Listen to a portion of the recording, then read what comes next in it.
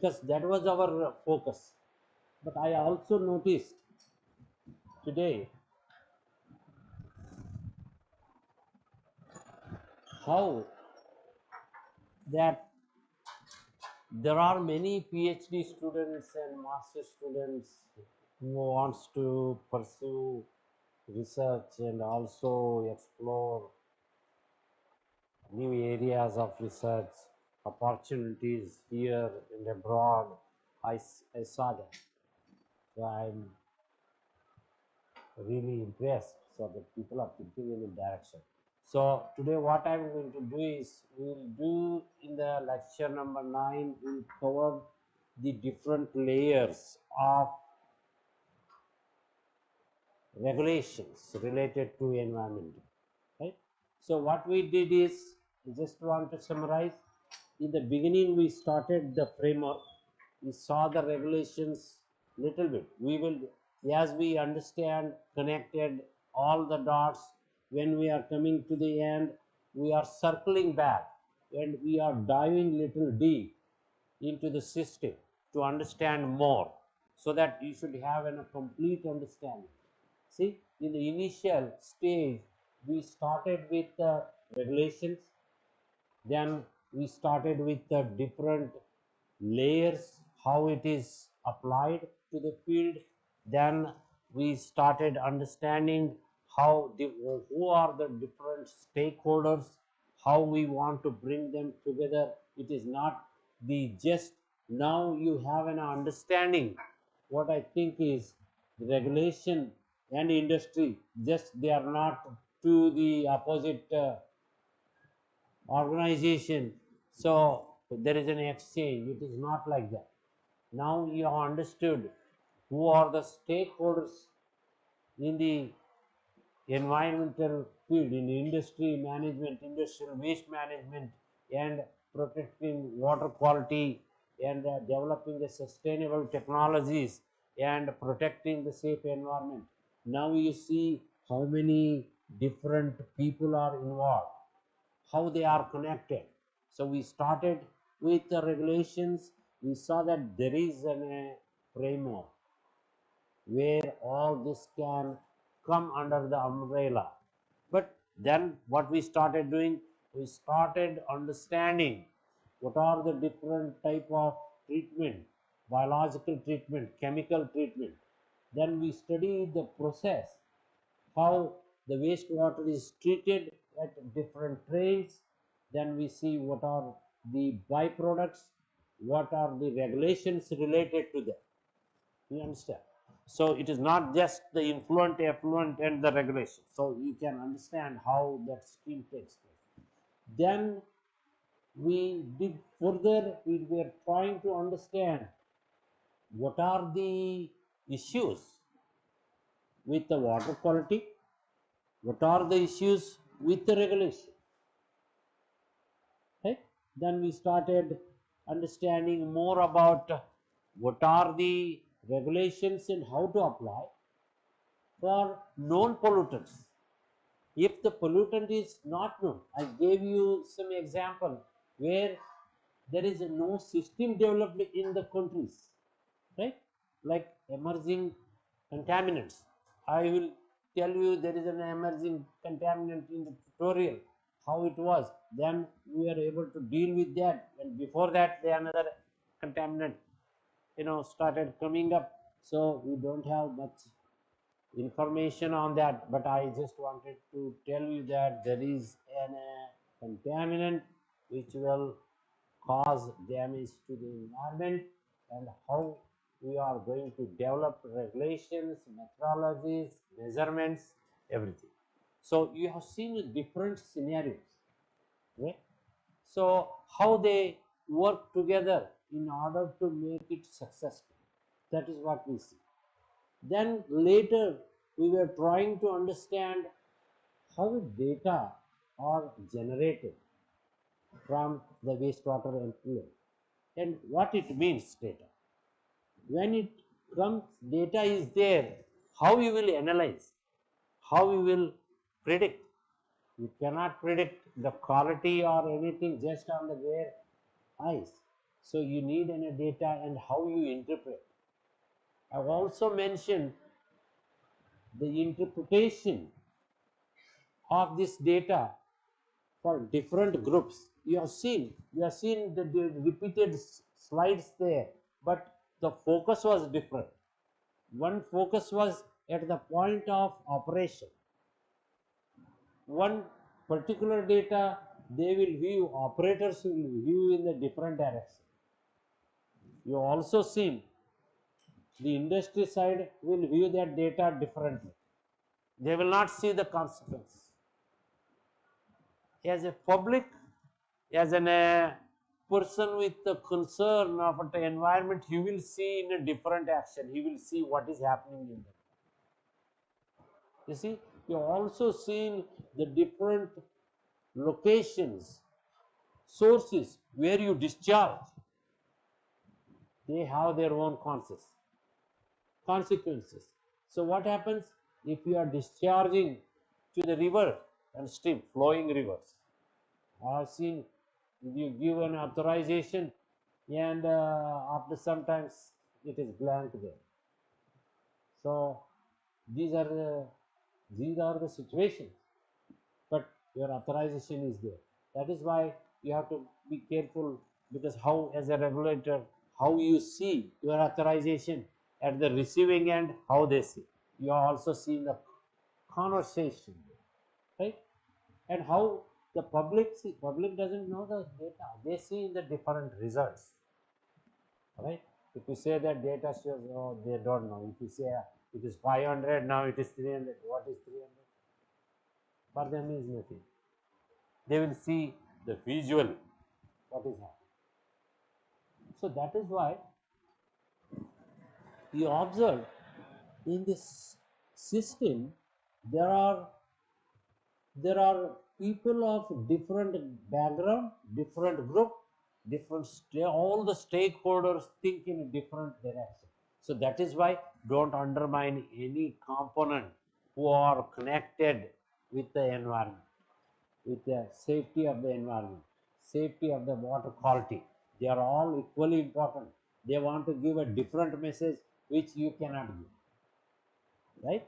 So that is why it is important. If a person, a public is asking a question, he has a different perspective. You cannot say that you don't know the data we are reducing, because his perspective is different, right?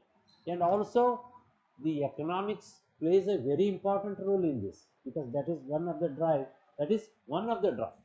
I won't say it is not the complete. Economics is required in order to progress. You have seen the technologies. I wanted to also explore some of the technologies which we have implemented there and resulted how they are working, right? And you also seen some of the things how they are working. They are also working, but you can see the way of working, how it is implemented.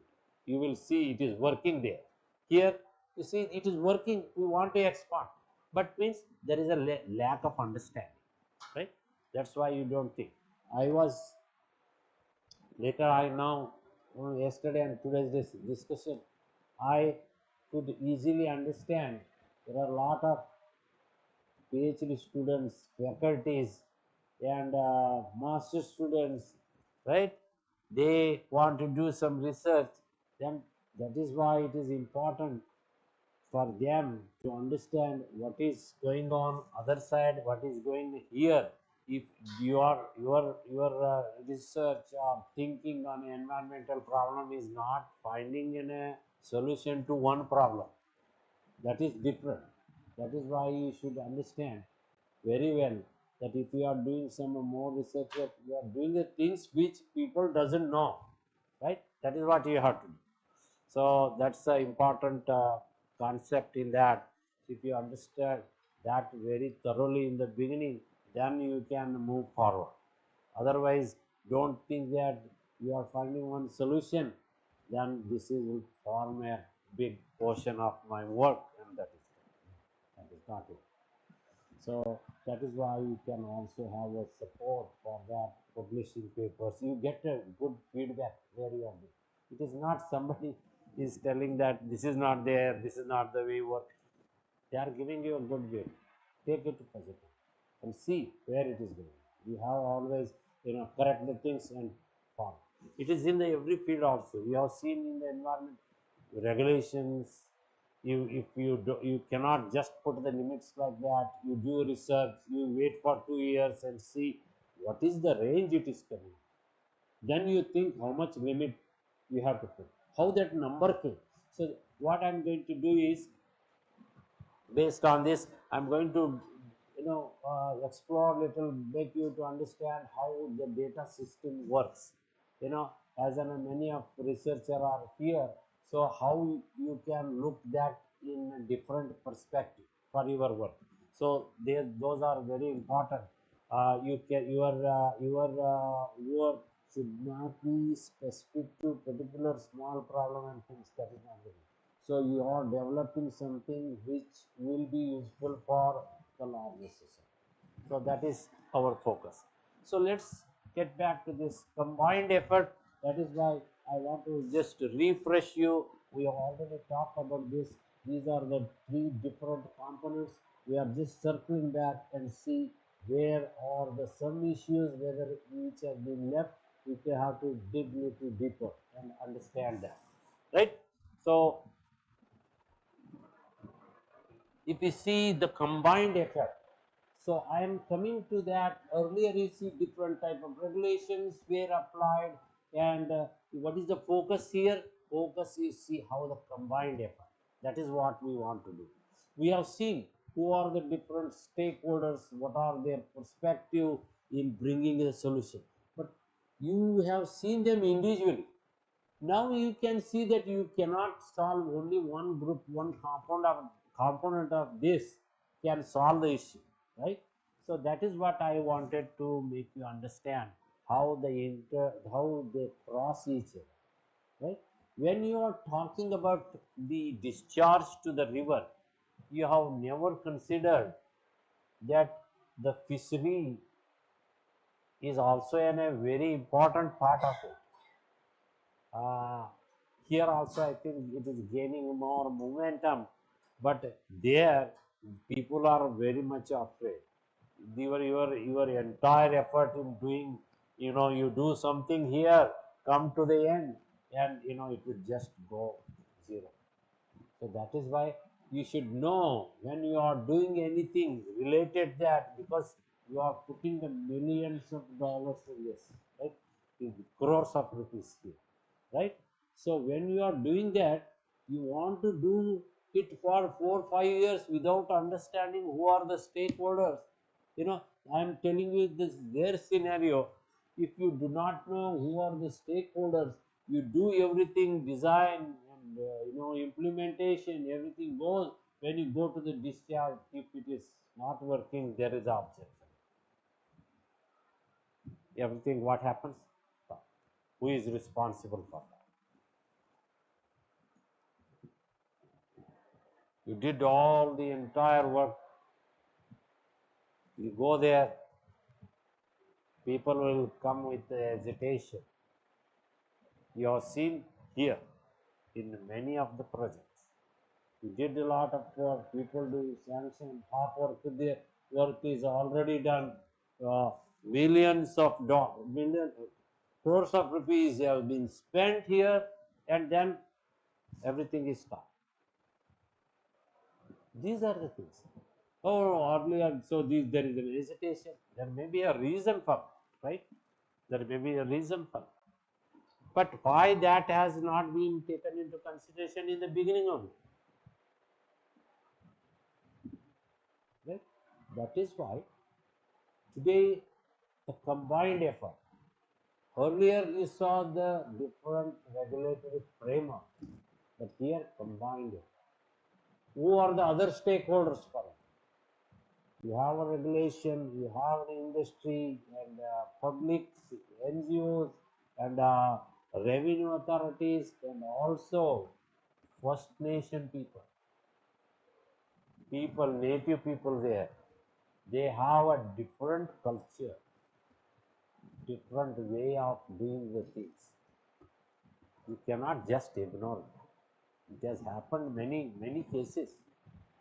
People just ignore them because that time they are becoming more smarter and smarter now. They also have a legal battle, they have a lawyers, they know. Earlier it was group of people, but it is not like. But it is not that way there. It is we have to go first there. That is why in many of the projects which I have worked with them first. You have to get a clearance with them. You have to make them understand. You have to take them together along with the entire project because they are the people who are living there. Right? That is also the component there, very important. So that is why you have to make them understand what you are doing. It is important to involve the public in the beginning only. You cannot just overtake and do the thing. So that is what I want to say is they are also the important part of this. They are stakeholders. So that is why it is important to identify to do anything. First, you have to involve them, make them understand what is going on. Public is also there. Yeah, public is there, and first nation you can say the native people who are there. They are a different culture, different. That you have to respect all. If we have seen there also, you have to make sure that there are any sacred places exist in that area where you are doing. If it is so, you cannot do it. In their with their consent, you need their clearance, then you can move on. See how smart it is. If you want to do any activities, you cannot do your activity during certain bird season. I just forgotten. Some things were delayed because when there's certain period where that the birds stay in their nest. That time you cannot start your activity. So those are some of the things you should which are related to that, right? So you don't respect anyone, don't respect other people may not be that important because sometimes large people are not important in certain areas. So who will bother them? But they bother because they are lived with them. So those are some of the things where that is why I am putting a combined effort. So our perspective is little different.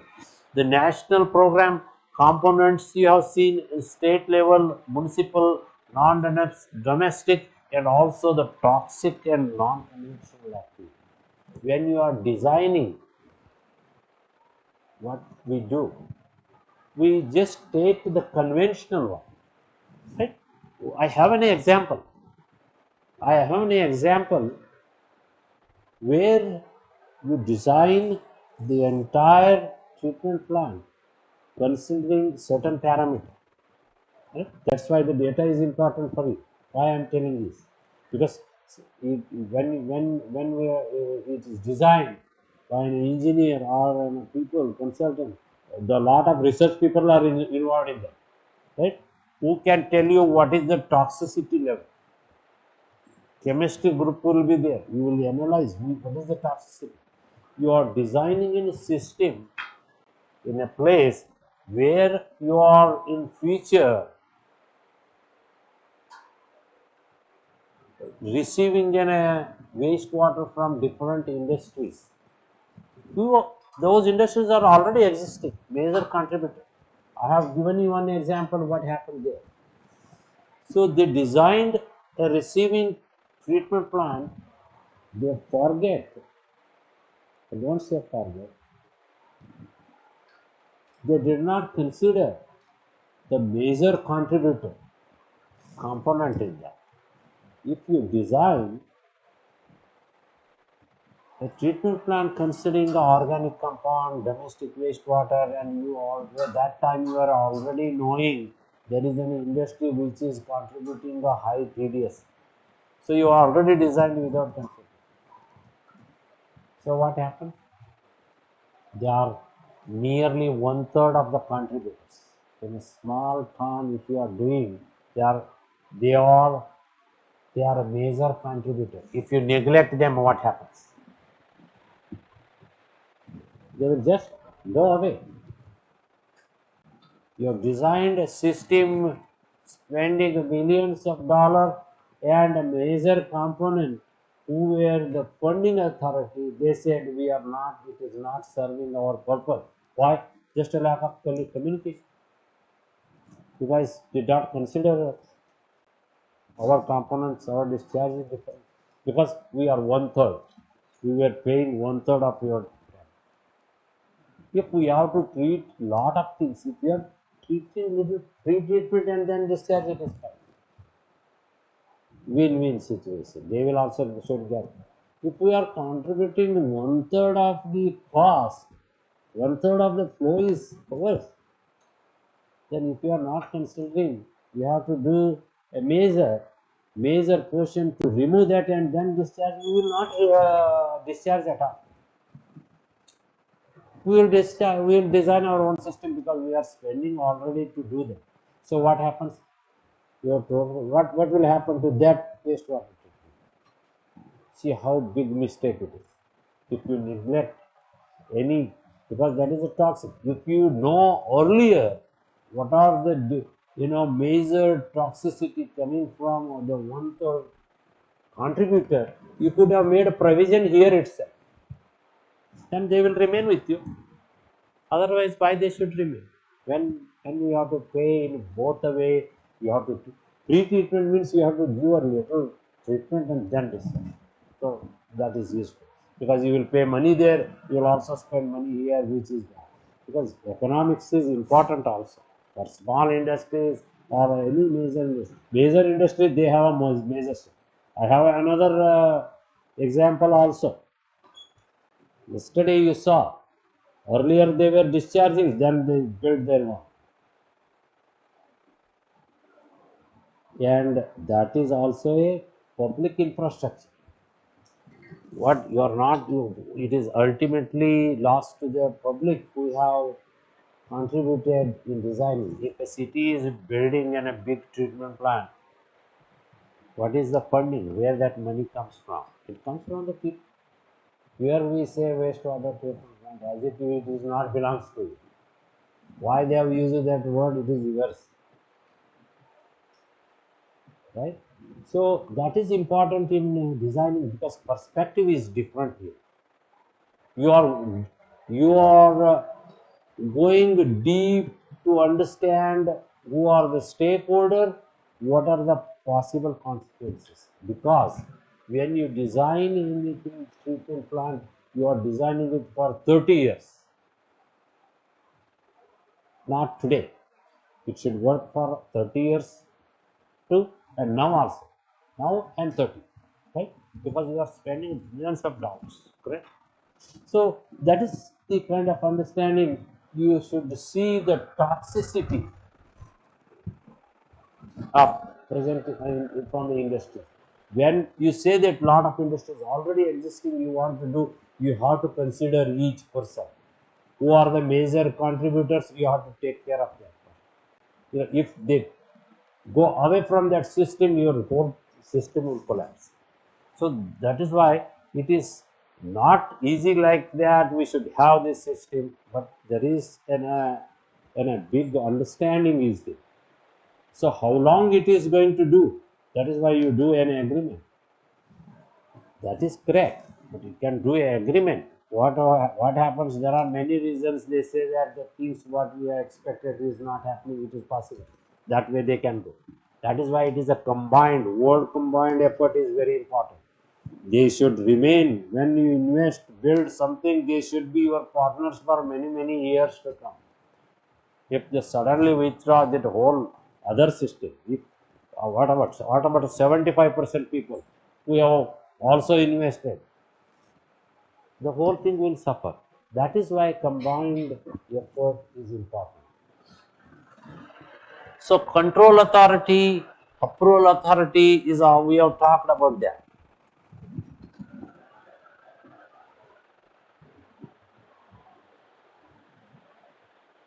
When we design any treatment plant, I'm coming a little bit of design treatment plant, we are not going deep how you design. But you understand that your wastewater treatment plant is coming in place. But what factors you need in a data? If if you are the person who wants to design, what happens? They ask you to provide the information. If you are not providing that information, based on that they will design sitting in the office. Right? But who will provide the information? So that is why, since lot of stakeholders are involved in the whole system, many of the these projects end up in the legal court, go to the legal jurisdiction.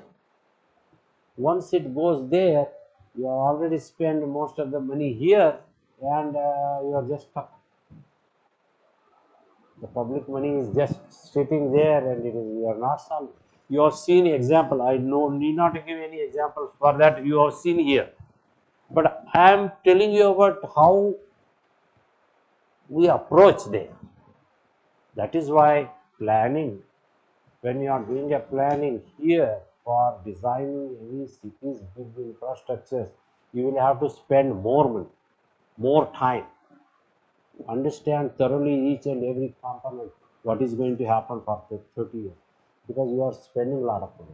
So that is understanding. What happens today, even though we say that municipal sewage treatment plant and industry, if you want to remove, that decision has to be made beginning only, right? You are designing the system and later you are incorporating, it is difficult. That is why the pre-treatment whole program started. You treat and discharge. But what happens later, industry started becoming bigger and bigger, smarter and smarter. What happened? They started withdrawing. That is why the cost benefit ratio also plays an important role. Today it is okay. Today it's fine. For 3-4 years, 5 years, it may be fine. But later, but there are situations like that. Is why I will dig more detail, understand more detail about the money factor in the next lecture. Only related to the economics. The cost benefit ratio you do in the beginning. But whether that cost benefit ratio will remain for 30 years, because your design period is 30 years. See, do you have any alternative? If this is going out, so what alternatives you have? Because things run on the cost benefit ratio, any project. You can't run the things loss, right? Otherwise, what happens? They have to declare bankruptcy and things will just go wrong, everything is wrong. So that is why uh, determine the pollutant of concern. So what it needs. Now we see suddenly emerging contaminant. Yesterday that's why I wanted to give a little flash on that. So you should understand, when you are making a big, decisions, determination, you should have an understanding this kind of. That's why they say that just do the things. Research is important. You should connect that to the research. You can ask you questions. Lot of PhD research people are there. All. When everything goes above their head, people call them. So those are the things, pollutant of concern in today's world. You see, yesterday there was a good question, how that pollutant came out, how that pollutant created. Chemistry people can answer very well. Their job is to create a new product. Right? Create only. That's why organic compounds were not existing before. If you go back, today you say the people won't live without organic compounds. So I worked in organic compounds for many years. You see how difficult, how concentration is so small. Major population doesn't understand the value, because it is not wrong. That's why the stakeholders are different. If you say BOD is 500, if you say that lead concentration is 1, that is nothing for that. Once you know the health effects, and we don't have, once it start entering the food chain, and by that affecting the human, then you will start understanding that effect. Like that, many organic compound are there. Benzene, I gave you example of benzene. Have you ever talked? Because I wanted to give you little flash. What are the pollutant of concern? But that is the big concern in the today's world. These kind of an pollutant of concern. You have always seen the sewage treatment. You, if you are thinking in that direction only, if you do not have an idea about what are the pollutants of concern, what are the pollutants which can cause damage to the whole system, and because you are not measured at all, no measurement, no pollution. So that is what the concept takes place there. So that is why when you are doing any big billions dollar of projects, you always see a different stakeholders will start entering into. Smarter and smarter people will come there. They will tell you, oh, this is the problem. This may occur later. Today it is not there because there is always a possibility. How many people know about this except this chemistry, environmental background people who are active in learning and teaching? So they know about these components, right?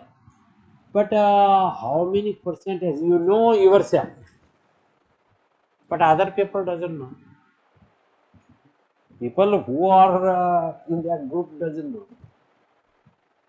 So that is why I'm telling that you should be able to understand the stakeholders in doing this planning, because tomorrow you guys will be there, you know, in this kind of a project. You have always a right to ask a question. Your question asking should not be limited to a certain group, certain places, certain time. But there you should think in a different direction. You should, first job is to think in terms of the consequences. It is not that everything is going same and you are happy. Everybody is happy. No question, no. But the issues which are concerned, because you know you are the experts there. You understand better. You have to do that at right time. Once it is built, you can't do anything. That's why when you are designing and planning, you take more time and understand who are the stakeholder, probable reason, probable possibilities after 5 years, 10 years, because your system should run for that. If you are designing the things for 30 years, if it is just running for 10 years, how would that will work? You have designed a system, I mean dam for 50 years, there is no water after 10 years. You have seen that, those examples, right? You have designed it for 50 years, 60 years, then in 10, 20 years it's empty. What is a major failure? You have not, never predicted what is going to happen. But how you can rectify this? If you have an understanding that the streams which are entering in this area, they may go off, then you should have another alternatives. That is why we study there. We do the feasibility study, right? This is the similar. You see that if this goes up, then you have another way. You bring the water from that area and make it successful. You do that. If they consider that this may happen down the road, then you will understand. So that is what I'm trying to tell you. This combined effect, understanding who are the stakeholders. Doing simple job is fine, but you have some responsibility when you are part of that group. You should see which are the consequences coming up in the system. That is what I'm see. That is today's issue. We have talked about the regulations. We talked about the industry discharging and designing, working well. Everything is fine. Everything is fine. But these pollutant of concern, still there. It will be surprised if you see that how this pollutant came. It is not a new one, it is already there, right? It is already there, and you are not taken that into consideration. Why I am telling is, I have seen recent examples in the rivers. They were talking about one thing, showing a glass and showing that this is reduced, here it is. So how we will interpret that? You have seen, no? Here, I see sometimes news here. So uh, some people do that. So here it is, earlier it was this and earlier this. So if they tell you, how you will interpret that? But that is true. You understand, but things will just go like that. So that is why, if responsibly, if you want to do something which is just to work, which has to work for the purpose what for it is done, you have to be more attentive in doing that. So that is why in the field of environmental today, the pollutant of concern is a very important factor. That is what I want to remind. We never just think that removing BOD, COD, what we are doing, we are going little bit further. The people who don't think that, you have to think. Because you know already, but it has to be brought to certain things. But you never ask that question. In addition to this, what are your analysis shows, what are the pollutant of concern? Did you ask? Did you ask yourself? Right? That is important. You do, when you design, when you discharge, you do not only just the conventional general parameter analysis, you do priority pollutants, where you scan for a list of contaminants. Have you ever asked them, what are other pollutants? Who will see? You guys have to see, because you know, right? You know about that. Never ask. So those are the today challenges, right? Because as people become more smarter, right, in creating the products, new products. When we create a new product, we have to think how to dispose it of. Because when we are walking in the unknown territory, we always think how to come back. We should remember the route, right? That is how it is. So that is what I was trying to tell you. You think when there is a wastewater, just don't think with the BOD, CODs and DSS and other stuff which a normal person can. But you guys are experts. You have worked for many years, you have education, you have background, but at the same time, the contribution is also important. So collecting and analyzing the data, that is important. When you take that prior definition, that's why I was trying to tell you, we'll get a little bit deeper about the data. So when you authorize, you find an analysis, you will see what just people will display, will be happy, you feel that they are very transparent. They may not be known. There are two things. One is, people may be doing unknowingly, you can correct. Right? If they are doing knowingly, that is different, right? That is what you will have. If it is, it happens every time, even there. I see whether you know. My next question always this. When you find that, my next question is whether you were knowing this or unknowingly. When unknowingly things have happened, I have corrected. Because nobody wants to go that much. I gave you one example of B-text analysis. I found that for after many when I went there, I found this quickly, which was going on for many years. So I fixed that immediately. No, this is not good. They did. They had to do. That is different. But here also it should be a same. That's what I want to say. So collecting, analyzing data, then when you do very good managing in a treatment plant, always you are not just stopping at that point, you are going ahead. You are going ahead and finding out this scan and see what are other pollutants are coming. Okay? Then what you will do? Then you will create in a system. We will increase the frequency of measurement. You will add the measurements for that, and you will go on increasing the frequency, and you will see the trend. Whether when this trend has started, whether it started earlier you can't do anything. It is already. So if it is happening, you are finding a solution. That is what I am telling. When you found there is a problem, then you will start thinking and you should start fixing. At least you should you if you are that much expert in that area, you should do that. This is happening and this is there and you have to find. That is the true suggestion you can.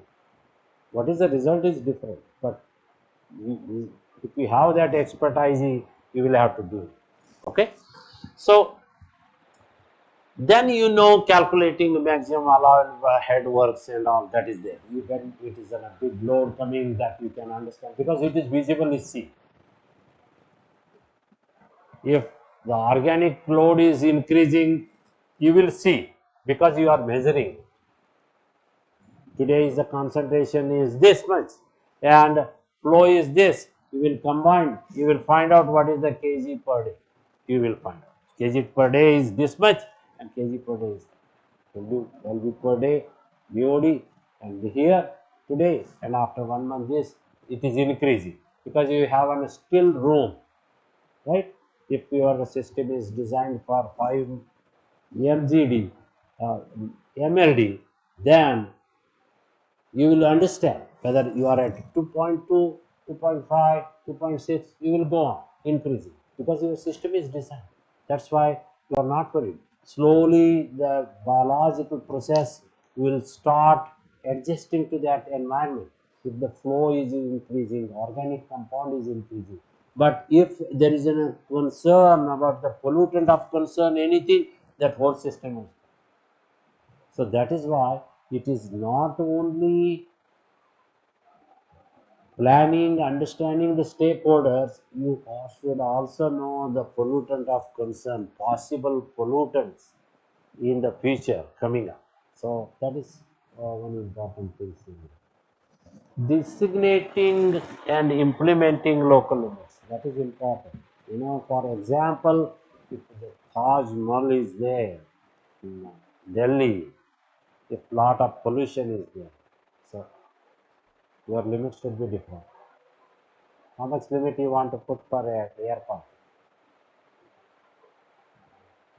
Monument you have to protect, no? I will not take any monument. History is there, billions of years, but it has a value, right? It generate. It is not just a monument; it is also a livelihood. Many people depend, and you have an pride, prestige. You should also think about the different limits for that, other than more stringent than the state and federal. So that is important, designating, implementing the local limits, because that is why people who are working in this area, they should have a more privilege to make sure that that area is protected. Only that much can be done. That is very important, right? So performing local limits review, re-evaluation. That is one. We are digging little deeper. Once you did limits, whether they are valid for after 5 years. What is the scenario which was there before 5 years? There is a large development in the 5 years. That's what I do. I do a evaluation. I ask them to reevaluate your system. Let me see how that. And it is not that once through process, once you're done, everything is fine and forever it will go until somebody comes with big flags in the hand. No, there is a system. That is why you are building in a system. You are not just doing the things and go forever. Whether the people who have built the system they are there or not, but the system should run, right? No one will work forever. So that is why you need protocols, you need manuals, you need how you should progress, right? What is your plan for 5 years, 10 years? How you will train the people? Before a person leaves, he has to train other people. You should give a sufficient time for the training. But training is one of the very important factor here. People spend, other countries spend a lot of money on training. If you don't know how you can say that, how you can do your job properly. If you do not have that understanding, training, how to do, even for the people who are working on the field, because it starts from there. If they do not know how to take sample, why you have to take that sample there? If you are not training them properly, your error starts from there. What happens? That error will continue for your full design and the whole thing. We will also say that we will also see there whether that is a quality data. We ask 2 to 3 parties to do that, to validate. It is not that one person is, somebody is showing in the glass and that is the result and everybody says.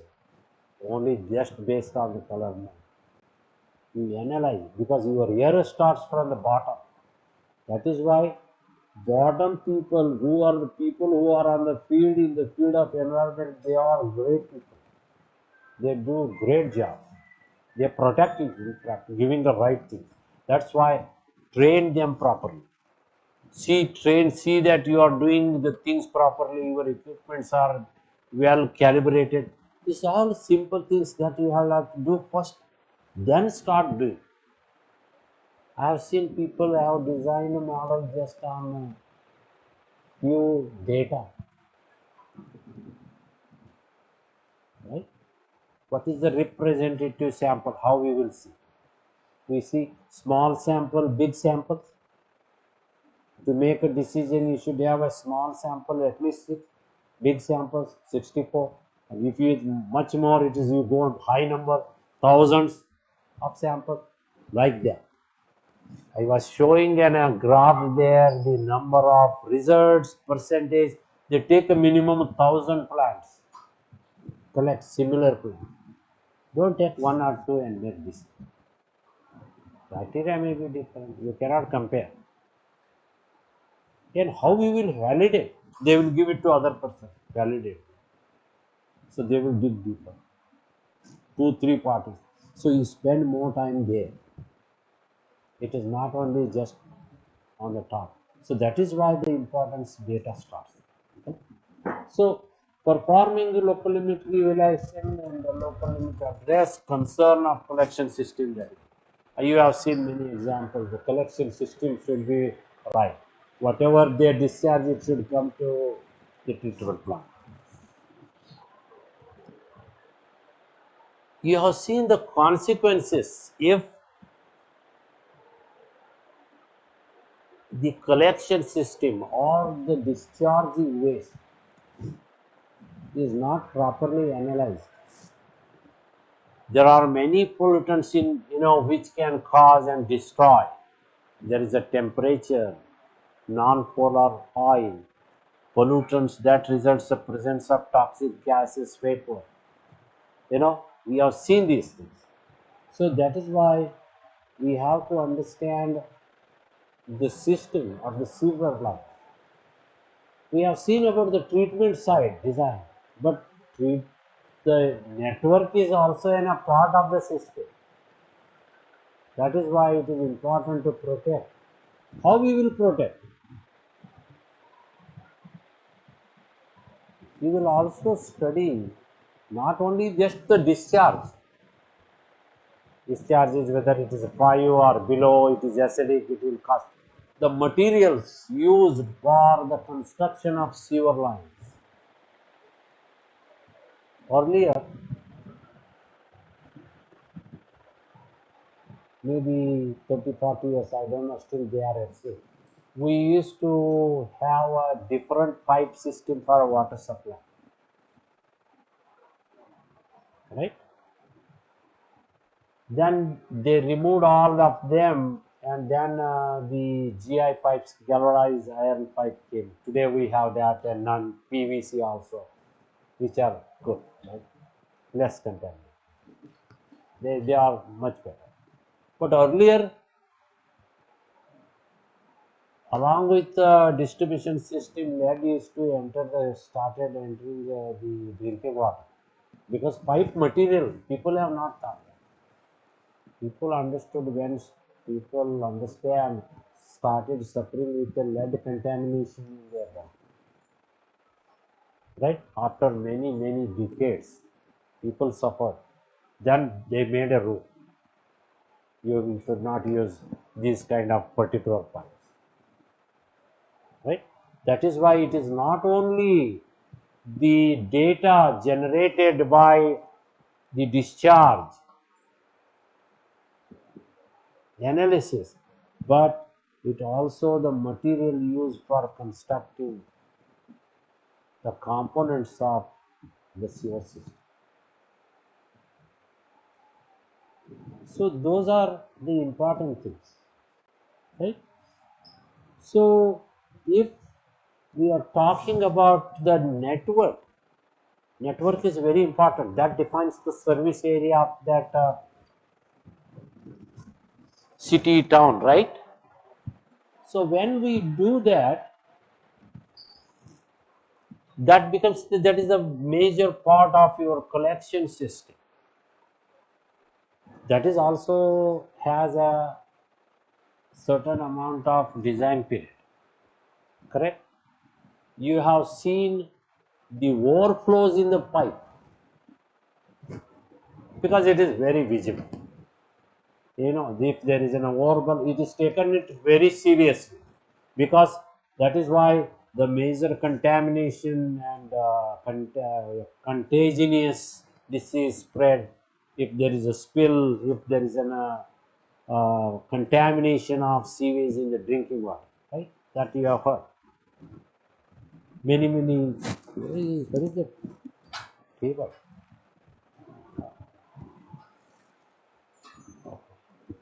So, so you have seen the pipes which carrying the sewer system or industrial wastewater. You have seen there is an explosion. You have also seen about the if it consists of vapors and methane and hydrogen sulfide. Hydrogen sulfide is easily identified because it smells bad, right? Easy. That is what is seen. What is not seen is also. When it is distributed in the system, entire, the network, you have seen many manholes. That is how you connect in the gravity flow, right? Different. So when there is a manhole is constructed, they are more dangerous than any, right? Because there is always a hydrogen sulfide, methane gases, and if it's called in a confined state, confined space, correct? Confined space, we tell anybody to just go and do the things. No, because why? People who are sending them, they are not bothered about them. Number one. Number two, they don't know what it is. If you are exposed in a confined space for 10-15 minutes with the high hydrogen sulfide, it may cause a severe. Some of people who are working in the wastewater treatment plant, they may be knowing. But they may be knowing, they know. That's all. End there. Period. We said many people just go and get down. But here it is. Why I am giving you this example is how we do, how the things are done there correctly, and how you think. Because it is a common practice. People, anybody says they yes, they go and clean it. But there, what there? If a person is stopping, they open it, wait, they test the concentration, then they go down. When one person goes down, other person is standing there until work is there, because that is the watch. Oh. I wanted to give you that example. What happened? One person already gone there. It became a big news. There, what happens is when such incident happens, they learn and they make a regulation. They understand. So, what is the outcome is important. One person went there, and other thought that he is not coming. Another person went. Third person went. They all died. So, how many of you have seen that people just going down and clean? Because you don't value this, right? So, that is why I am telling you, it is not the just one thing. When you dig deep, it is just don't look at just the treatment plant and BOD, COD, everything is fine. You see the component, number of issues, that is one of the component here you want to learn. That I want to show you how, what are the issues, at least being an expert you should know, right? And how they are dealt. There is a rule. You are all the manholes and the narrow pipes, narrow spaces are defined as a confined space. People who want to do, they have a limitation. They should have a training. They should have a proper PPE, protective equipment. They should have a training, and there is always a watch. One person has to watch what is happening. They should be tested before going. That's the rule. That is why what happens? Cost will go on increasing. That cost should be bear by people who are just watching, right? So that is how the system is built. So you have to have the economic ratio, done the things at a cheaper rate. That is not so. You have seen there people spend a lot of money, but we prepared this in just go away. I have seen just one Bollywood film is the cost. We spend this much money there, and here they are paying this much. Very cheap. Why? People are cheap. People lives is cheap. Yeah, who will pay for the people who are watching and who are doing the testing and then getting down?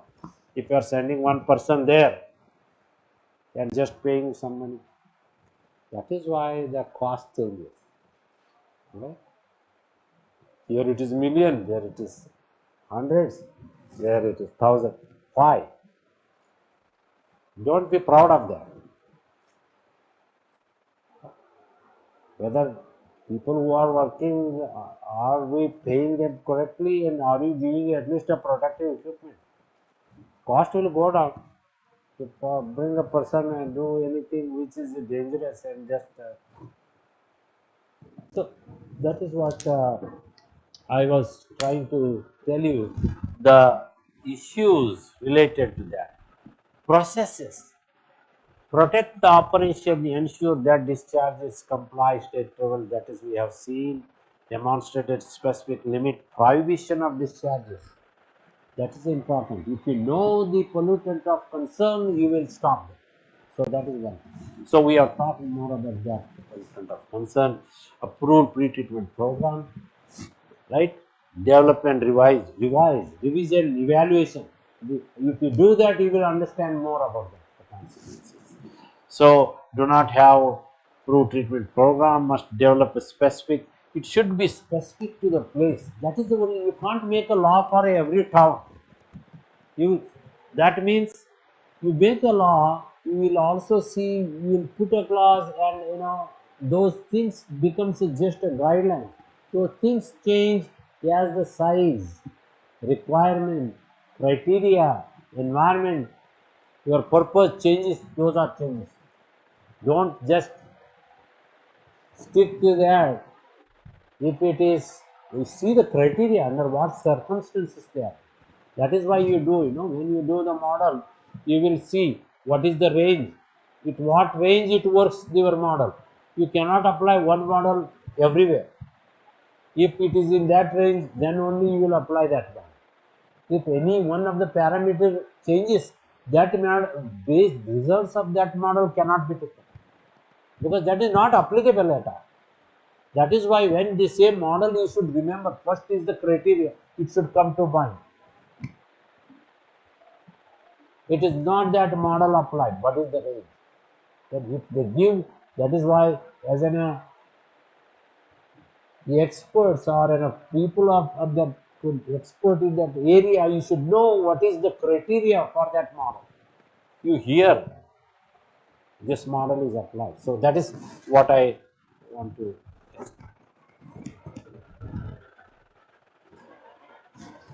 What is the time I have given? Because, one second.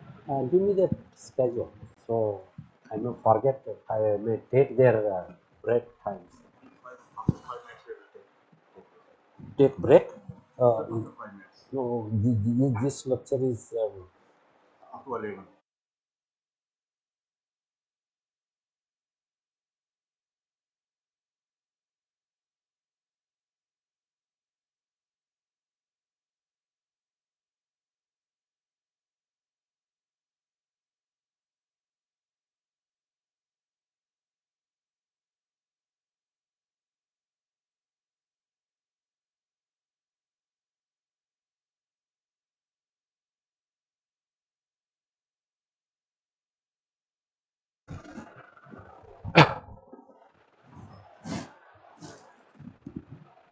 So we were trying to understand what are the other issues related to the treatment, industrial treatment or domestic wastewater treatment. What are the other components? That was the purpose. We are going little deeper when we already have an understanding of different parameters, different measurements. We went one step further to understand the pollutant of concern, and we also understood what are the consequences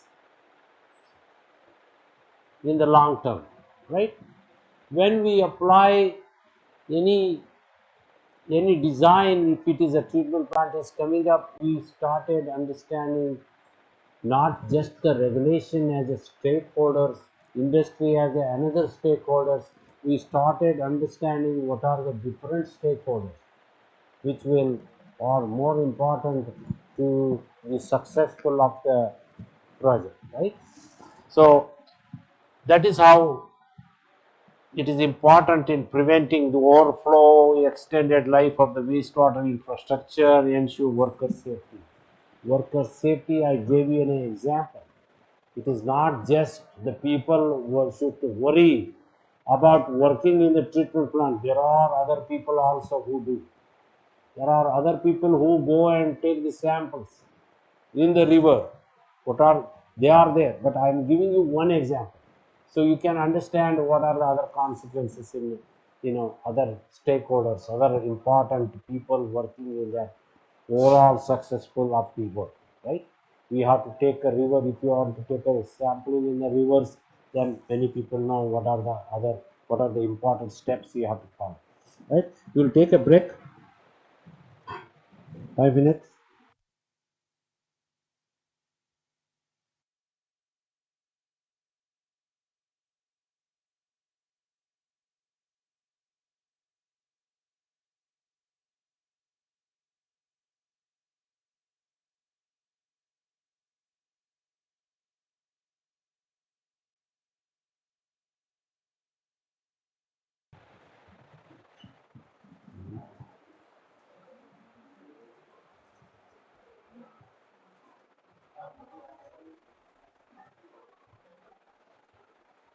Thank you. Can you hear me? So we are talking about the combined effort by the stakeholders.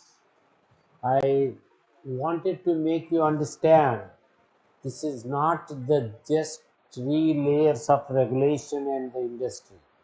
I wanted to emphasize on what are the various other stakeholders are equally important in order to make it successful. So that was the intent. So this lecture I will take for another half an hour, will leave 5 minutes. So we have some times here. So then there will be lecture number 10, where I will have to emphasize a little bit more about the data and cost benefit ratio. So cost benefit ratio was the intent of that, the lecture. We wanted to do that, but I will also emphasize a bit more on the data, as most of the participants are research background. They are doing research and they also want to pursue higher studies, and people are there in the teaching that will help, so that that can be transferred later to their students, that to the other people, and if they are teachers they can do to their students. So what we will do is, I'll continue with this. We'll give you 10 minutes for talking, because this is, we are going a little bit deeper in the combined effect on the some of the areas which you never thought in the building a wastewater treatment plant and in taking care of the industrial discharges. Okay, so we'll do that up to 1 o'clock. We'll finish 5-10 minutes before. I will give you 10 minutes for questions. If you have any questions, you can ask here. So after that, there is a lunch break, and then 1 hour, one last tutorial. I'm going to do that on the land application we did. We want to do, our main focus of that tutorial is to remove the priority pollutant. We want to focus not only on the BOD, we want to focus on PCB. So that's what, in addition to BOD. So we have applied certain new technology to remove the high BOD in the winery wastewater in the earlier tutorial. I have a bit video also on that, so just a 4-5 minutes, so that you will get little grasp on how that works on the field. So that is already working. So that is in the progress. So it has been implemented, working well, both studies. So I have executed them, and we have done a great data analysis, and also it will end up in 1 or other day you will see the results in the research papers also. That is in future. So that is the today's schedule. After that, we have a lot of other programs where you can interact yourself. People have come with a bit different background, as they have told me. People have come with a different background. You need some time to interact between you. And if you have any questions, you can also interact with me. So I will be available for some time. Then we will have next program, your hobbies. Right? Okay, so we talked about this, the protecting the drinking water supplies, preventing sewer flows, extending life and of the wastewater infrastructure, ensuring the worker safety. Always remember, your work is important, but equally your safety is important. When you are doing, you have to think about your safety, because safety is the prime importance in your work. Because you may be working on the field, you may be going to the river and taking samples in future. That is what we do. I did many places like that and analyze, and I advise my people to always make sure that your safety is covered. Before that, you should make sure that you have a protective equipment. When you become a authorities, make sure that your subordinates, people who are working on the field, they have a proper protective equipment. Just don't be show blind eyes towards them. So that is very important. That's number. Researchers also, they have to take care where dealing with the many chemicals analysis. You should first take care of them. Make sure, don't be in a hurry doing the things, because why it is called accident happens once. So that is important when you are dealing with a lot of acids, because I have worked on done research for many years. So sometimes we be in a hurry to doing that stuff, but never do that. So that is why this focus on worker safety. I will go where are the we have already covered. I will go up where there is we need an extra stretch for the combined effort. I will do will. Right. These are the regulations. When you do that, you can also find out how that rules is implemented, because you need any regulations to take to the next level. Also, it provides a lot of information to the people who are working. That is important. If we do not have a guidance document for you, how you will do? You may be expert, but still there is a procedure to do. How you go to the industry? When you go to the industry, there is always a MSTS. Make sure that it is displayed there.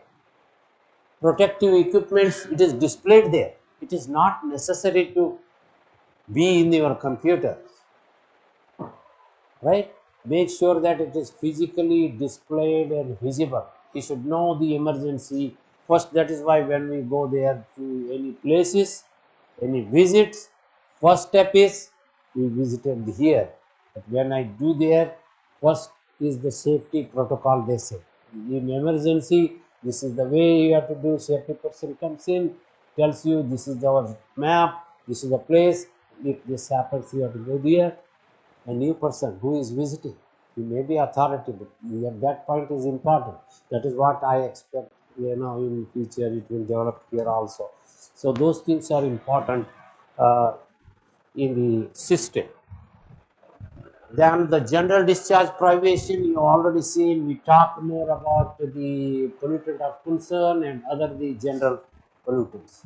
So significant, we already said why they are called significant industrial means who are discharging the very high volume of wastewater. Categorical and the high discharges, we also know, we have talked about categorical industry a lot, where all the contaminants more contaminants are generated. You have to be much careful for these industries. They are kind of an activity where the possibility of having a pollutant of concern, right? That is why if categorical industries, if they are doing anything, they do off-site disposal, because volume is less. It is not possible for one industry to do a treatment for that. But there is another important factor to that. They have to collect to certain level and then discharge. Make sure that that is done properly. That is your focus, it should be. So we are going one step ahead, and if I wanted you to ask that question when you remove a metal, how we store when it is filled. There was a tank you saw the tank there, no? So it that all the metals were collected at the bottom. But wanted you to ask a question, what is your daily production of metals? Because you are an expert. You are not just a participant and a public who can go see here. Your first question should be, what is the volume you produce? Where you store this? Which is the company taking it? Whether that company is certified? Because a group of people may come. We have another system. I just want to give a quick action if anybody is not following, because there are many offsite disposers we have come across. We have gone to the highest level of the taking action on them. There are people who collect the stuff and go and somewhere they dump it, because that is important. That is why you should have a right of entry to see where they are discharging, who is taking it. It is not necessary that he is collecting everywhere and dumping somewhere. That is why it is important. Those questions you should ask once it is filled, how many months it takes, how many weeks it takes, where you store there. When there is an hazardous waste, how you store within your campus. There are people all there. There are regulations how to store, how many days you want to store, how to store. What are the guidelines? So that your focus should be on that categorical industry.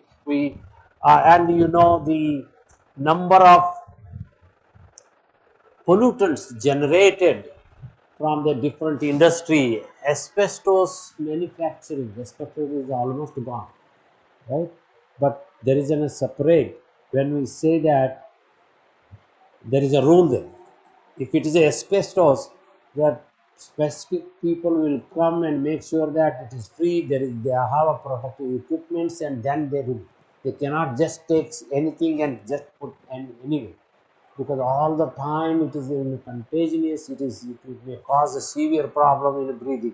So that is why you have to focus on those things rather than just looking at the bigger picture, very common things the ordinary person can easily understand, right? That is the focus. Then fertilizer manufacturing and all, you should know that if people who are involved with the soil background, you see when you applying the wastewater to the crops, you will make sure that how much is the crop update, how much is going down to the groundwater, is there any contamination, that all kind of stuff you should be remembering and asking them, and see is there any procedure or they are following, is there any guidelines on that. Those things are important. You should always look at that level. See, grain mills and metal finishers, I have talked a lot about the metals, how they are taken care. That is a separate protocol. You make sure that they are disposed properly. So I wanted to bring to the notice that if they are not able to they are disposing properly, then there is a criminal justice there. Environmental justice is that is a new system, has been started many years, not far away, but we used to do earlier with an enforcement. But there is a separate section which is having the people with the legal background, and they will find where they are disposing, which is the company responsible for that investigation, millions of dollar fine. So all the damage is collected from it. So that kind of a system is existing, and here also in future I think it will be there. There are list of industries.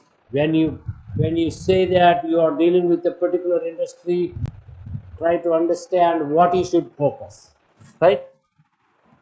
So that we have seen there are different areas where we have delegated and all. I have given list. So where we we authorize them and they run the program on behalf of us, then I oversee. So this is some of the category. Typical separation responsibility of non-delegated, we are authorize and we deal directly. That is the difference. So industrial survey, we talked about this in detail, how to identify which industry is existing in the town, which what you have to do, what they are manufacturing, all it should be under the radar. This we have already covered how the survey is done, what are the different industries. So essential elements of legal authority. So you should have a essential element, right of entry, if they are confidential requirement. There are some technologies when they are submitting an engineering report, you have to protect. How you will protect? You should have that. You should not allow anyone to, just disclose their technology. And also at the same time, that is why it is important which is confidential, which is not confidential. I have mentioned about this little in the beginning, on the way in the very beginning. But if the public has the right to go and see any document, they can put, they can ask. There is a right for every citizen to ask for any document to see what you are doing, what they are submitted, what is good. It's completely open, right? So these are things we have on the way. We have already talked about the control mechanisms, discharges, right? We have also seen the general prohibition, specific categorical best management practice, and ability to locate loading, PSS flow. This is another important when a group of industries are discharging it to the receiving treatment plant. Load allocation is important. You allow this much load only you can discharge. If it is higher load is coming, that is not your responsibility. What they can do, they can have a storage tank there, then they can inform. So that is one of the things you will have to see when in case of industry common effluent plant. You should be, your first question is what is your loading, and what are the loadings of the tributary industry discharging it to the common treatment plant. Your focus should be that. You should not just be a general. They are doing a commentator plant, they are working alone. You should go little one step deeper and understand that. Inspection monitoring, we talked more about that in the beginning in the legal structure, and also if that doesn't happen, what tools you have to do that when you are approaching the legal court or any legal action. You should have a perfect document. So we have seen about other penalties. We also talked more about the confidentiality requirement. There is a requirement how you have to protect, how many years you have to protect, what portion of the document you have to protect, how you will protect. There is a separate thing because always they are worried modern technologies are developed there. It cannot be like that. Someone will just do and steal like that. That's why it's copyright. And it is different from different organization, different type of documents here. So that we have talked about that little further. You should be able to see how it can be maintained and when it can be disposed of, right? They cannot have that confidently in your office forever. No, there is a period. After that, it is just gone. So, benefits of fog control, we have talked about that. If the oil and grease is not removed properly, how it will cause. Because I train the people on a fog control for different cities. Yeah, how we do lectures, I also do them. So American Public Works Department, once a year I do that for them to understand what is the importance, what they should do, what they found. We have a great interaction, and we modified many systems which were error for many years, and then we have corrected. So that is how your focus should be when you are doing it. That reduces the maintenance cost. You should find out the root cause for the poor quality, not just the very, you want to fix it temporarily, right? So that should be your focus. And emerging contaminant, we have talked about this. I told you yesterday also, I took a separate slide. I just wanted to cover a little bit, but we talked about this. So this we have already seen. There were a good question. I wanted to give a little flash to you that there is an existing emerging technology. When you do that, you can also find out more information. There are documents available. Some people are stepping forward, irrespective of the regulations. Some people are who are working for the ecology, I mean, to maintain the environment. So they are stepping forward to go ahead and do fix their problems. So that we talked about that, and identify the the the sources of that. We have talked about this.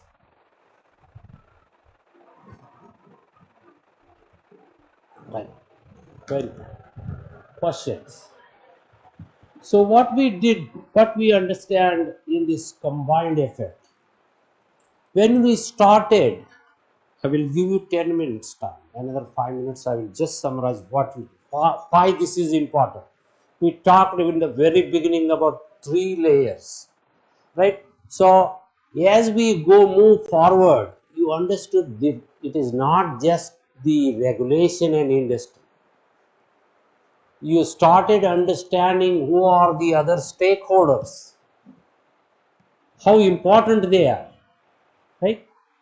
You are not just treating in a general parameter, you are knowing about the general parameters. At the same time, you are also giving importance for a pollutant of concern. There are a number of pollutant of concern. How they are formed, that is a different.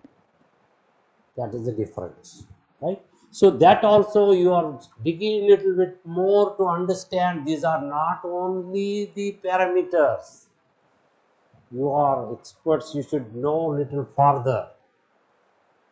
So if you know about this, if anybody is talking about that, you will say there is much more to that.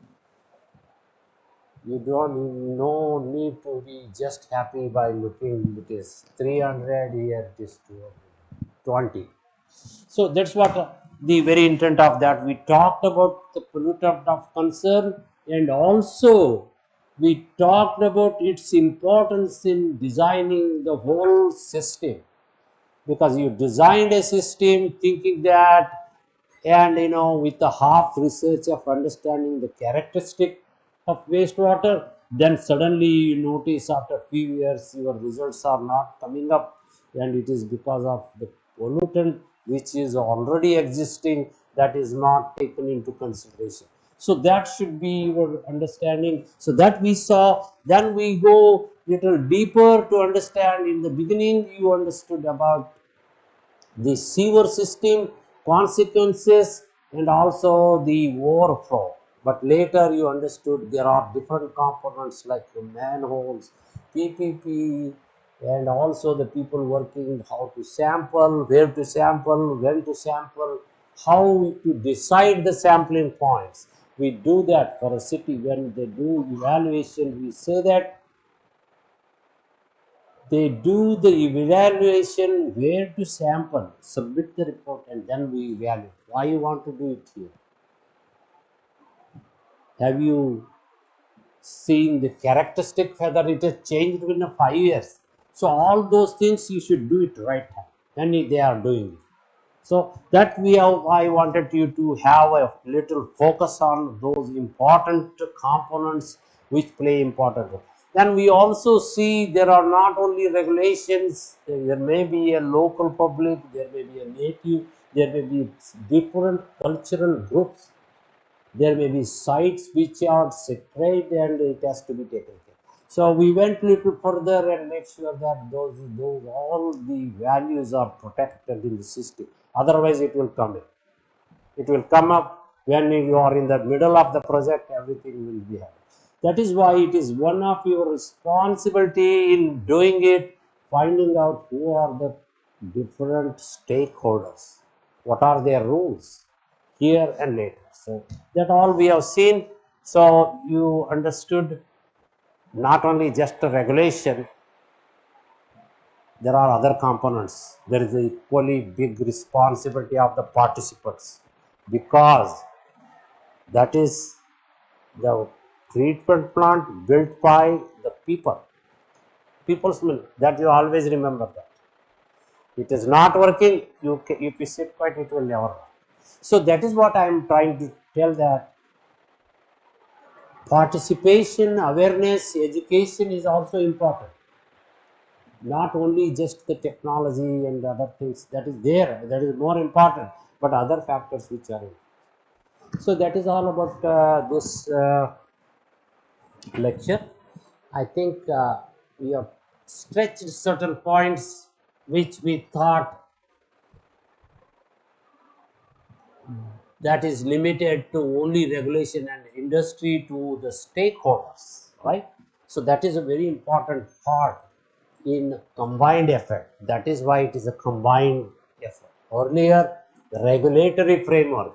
Now, that regulatory framework led to a combined effort. See, when we started from the day first to the last day, we say it is combined. That is what I wanted to have that feeling. Then we will take care of the lecture. 10 minutes for your break. So, are we giving the little break? 5 minutes. 5 minutes. If you have any question, 5 minutes and then 5 minutes. Any question? No question? If you don't, oh, yeah. If no question, I wanted to give a 10 minutes break. Sir, actually, I have one question Ah. related to the how much significant for the industries to have a Yeah. techno-economic assessment for their wastewater treatment feasibility and profitability of with the emerging technologies, and which type of the integration you have talked about, also that the metal quality of the pipelines and everything that should be with a good grade and everything. Yeah. So is it required or mandatory for submitting some TA report before starting of that type of the projects, or? Exactly. That is actually a mandatory, because Okay. when you do feasibility study means what is your project is feasible, Yes, sir. is it otherwise not feasible? That is why when you submit, you don't submit that this is the only way to do. Yes, sir. They say that you will do suggest three different ways, four different ways, then you see why you are choosing this. When you say that I have chosen this out of these methodologies or these technologies, this the way cost benefit ratio also will, but that is our secondary parameter. Yes, sir. First is the purpose, quality. Quality. So you will say that, you will see, you will select one and then do. So in the feasibility, you will have to consider all the factors, right? If you are considering only the treatment plant, that is not the only way, right? So Yes, that sir. is why cost benefit ratio always does. It matters. If you put certain compound, it may be less, certain material it is less shorter period, all that. How we build a house the similar way, right? So, sir, what's the lifespan for such type of the evaluation? Like 10 years, 20 years, or Usually, that's a good question. Usually 30 years we see. 30 years? Usually we do 30 years. Okay. What happens, that is another factor to that also, how much you spend, in how many years you want to recover, Yes, sir. right? In Yes, sir. certain area, if you are bringing, there is no tax collection, because every project you build, you thinking that it is not, it is have to be collected by the people only. So that period, and then there is a little balance of that. But usually 30 years. Okay, sir. Many maybe more. Dams and all we go for further. Further, long time. Yeah. Yes. Good. Very good. So we'll meet 5 minutes. After 5-10 minutes, we'll have to start one more.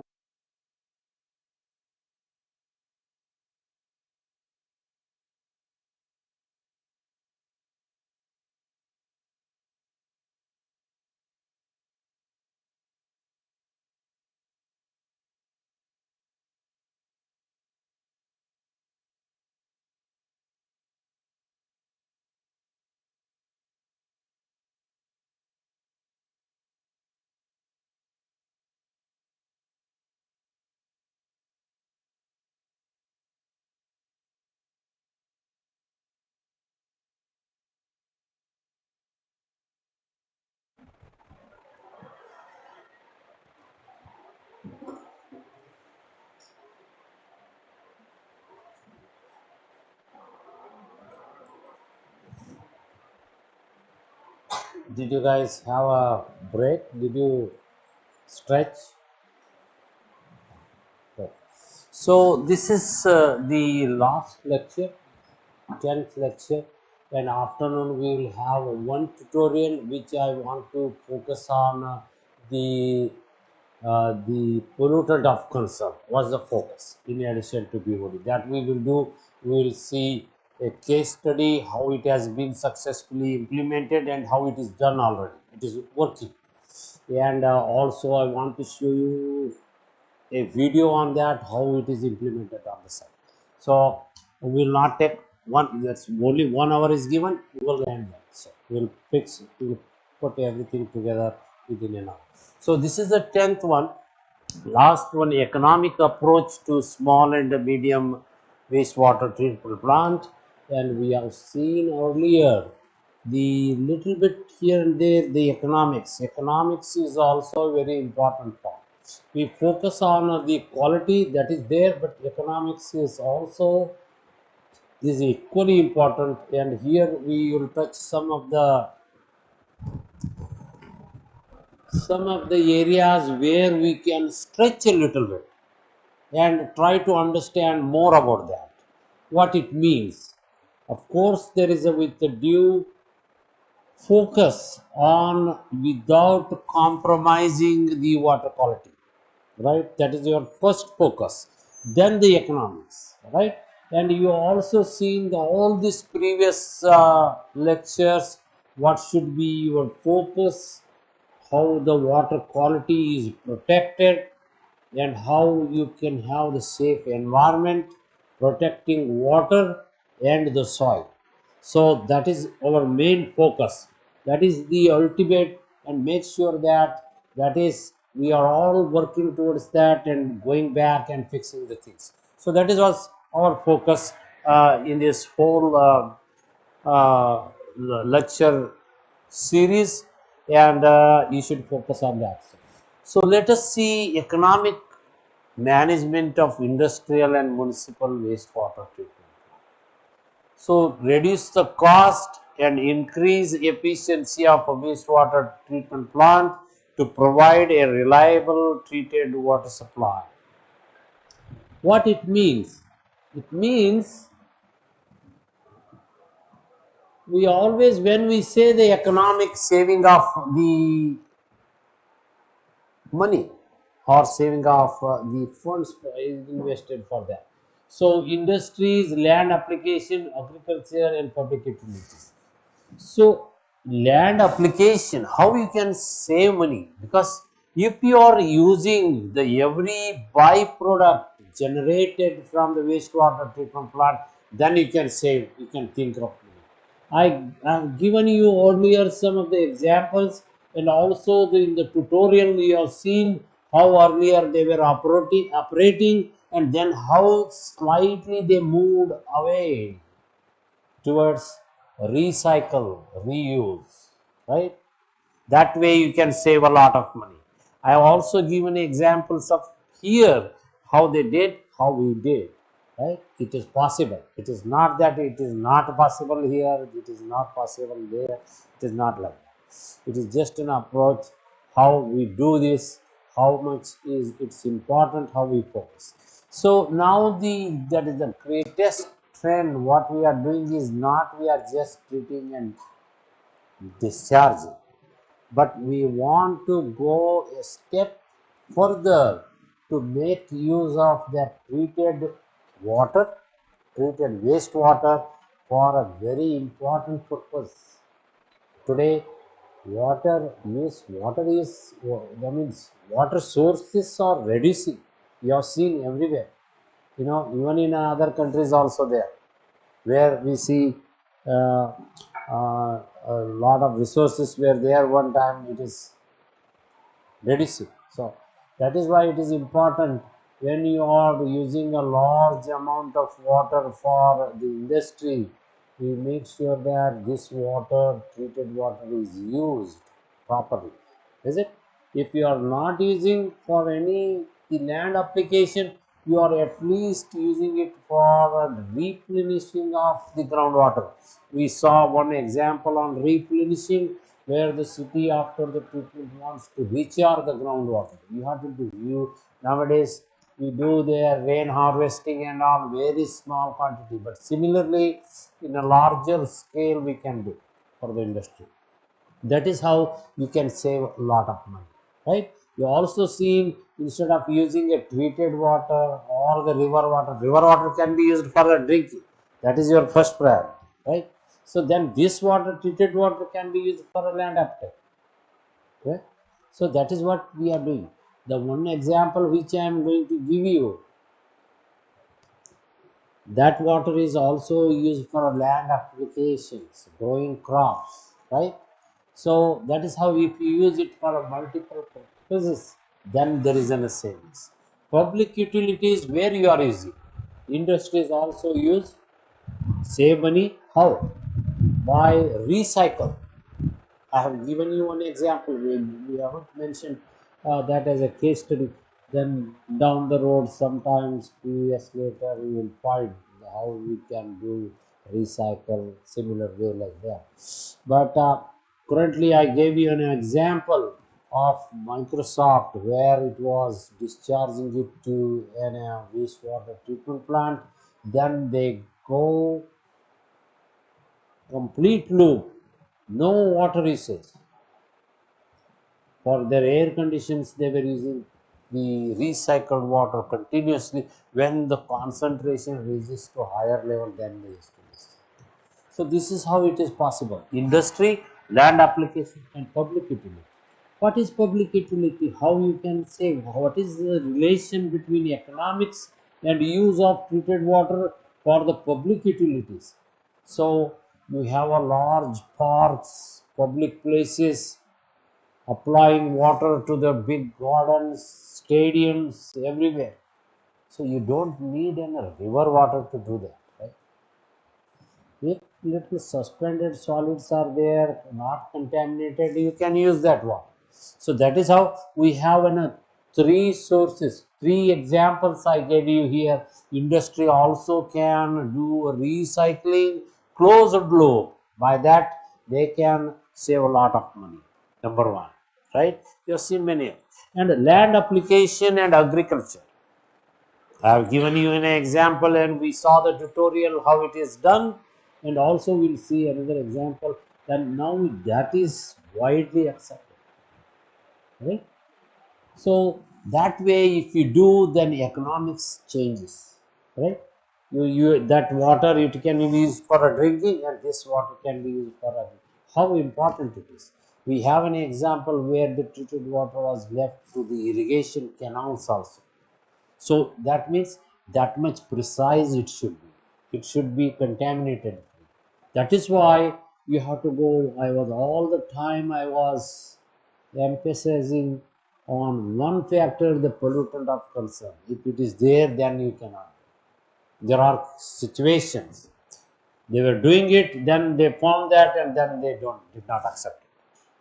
So whole your then they don't stop. They have to go back and then do a additional treatment and put efforts for that, and then that is what happened.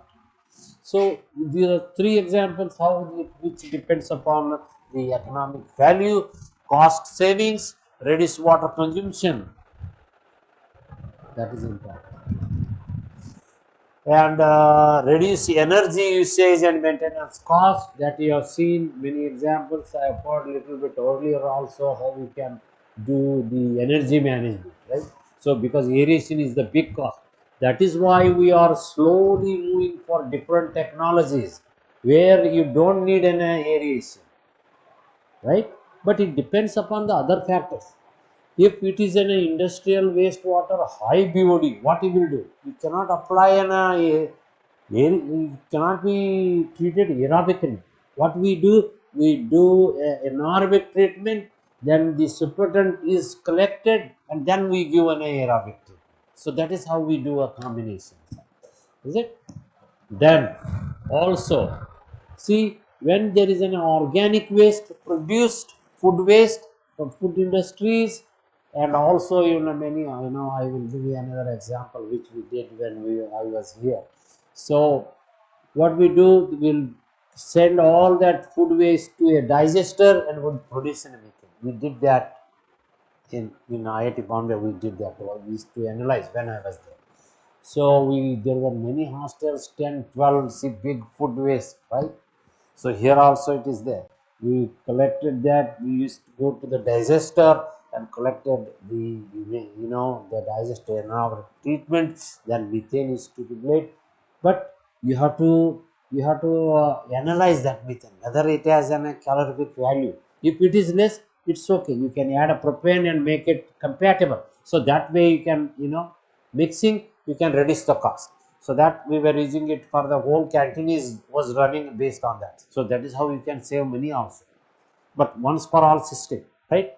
But initially you have to take step, because these kind of in the villages and all they are doing it. I have seen many places, but they need a lot of maintenance. They have to be done in a large scale. If it is a small case, people today you are doing, and 8 days you are going away not doing, so it doesn't work. So that is why in the larger scale, when you are doing in a digester and the if you are taking out the fuel out of it, then there is a system. So reduce energy says maintenance cost that way. So reuse of wastewater we have many times, right? Use byproduct. We have also talked about the byproduct like sludge, which is generated free from the metals contaminant, is a manual. Sorry, that's the cost. I'm giving you the various venues how you can reduce the cost, right? That will be an additional revenue for running the wastewater treatment plant. You should think economics, right? Now we are our focus is on the economics, right? uh, Considering that water quality is there first, right? Use of byproduct biogas can be used for agriculture and energy generation, that you are seeing, right? So we also nowadays there is a trend. In earlier we used to do the waste which is generated, agriculture waste, just like that people used to burn, right? Now there are many steps have been taken to generate the fuel out of that. So, what was the main issue there? Why earlier it was not happening? Earlier it was not happening because if there are certain lands there, who will collect that and take it to other place? If you are having a big plant at certain place, they used to earlier say you have to bring your waste. Now people are lazy, they don't bother. So taking this stuff from here to there is this much cost. They do economics. So they just used to burn. So what used to happen? That you people who are around here in Delhi and all around, they how that used to take. They used to just burn. What they are doing? They are wasting that resource and also creating air pollution. If you are not contributing good to the system, it is okay. You need not to do a good, but don't contribute bad to the system. So that was happening. So now, with years of experience, taking some actions on that, moving one step forward, somebody has to move forward. So then they said, you don't bother about bringing the stuff there, we will come and take it. So then the ball started rolling. Ultimately, they have people who can go and collect and bring the stuff, and so that is how you have to change your policies to do the economic byproduct is very important in case in almost all the fields, which is very important and give an additional revenue, generate an additional revenue. Some industries can generate revenue by selling a treated wastewater to other businesses. That is how your system. Also, the kind of I told you earlier, some of the companies they collect waste and dispose it. That means what? That means they are selling. If it has a value, they sell. If it is a contaminant, they pay, right? Oil and grease, they may pay money because they go and recover product. I have one facility there, that job they had started recently. One was down in California and other places. Recently in Washington, they collect this oil and grease from different industries, from houses, restaurant, and they create a byproduct. Their entire plant is run without energy. Energy is generated there itself, and they sell the products out of generated out of the treatment system. So reduce energy usage, maintenance cost, consistently upgrade. You can't put the old pump and expect that the efficiencies are. Now new pumps are coming up where the big energies, the saviors are there. How you do? People go for solar, people go for other sources of energy in order to make it more economic. Recognize the common operator ever. We have dealt with that already. Reduce the aeration to achieve the energy. We have seen when to start, when to stop, how the aeration can be done depending on understanding of the organic loading and hydraulics. So reduce aeration, that we have already seen on that, to understand the biological process better. That is important. These all we have seen, how the organic compounds are degraded. That is all we have seen, when to start, when to stop the aerations, right? We'll go faster, additional. Minimize the quantity of solid produce, that is important. Denitrification, phosphorus removal, and the successful process performance judged by effluent quality, that is also important. Why that quality you have to judge is important? Because based on the quality you can also decide the economic value of that, where this can be used, right? If you want to use as a cooling tower water, you don't need as clean as our drinking water, right? You don't need as clean as an even river water. So that is why we assess, we make understand. So what happens, that is why the earlier slide you see, some people sell wastewater, is it? If they feel that it is a burden, they cannot take a use, there are people who can, find a ways to make enough money out of that wastewater. So that is what it is. And growth reaction, energy reactions, that we have covered earlier with a different perspective. Now here the growth reaction, organic nutrients and biomass, that also we have seen before, and this is important.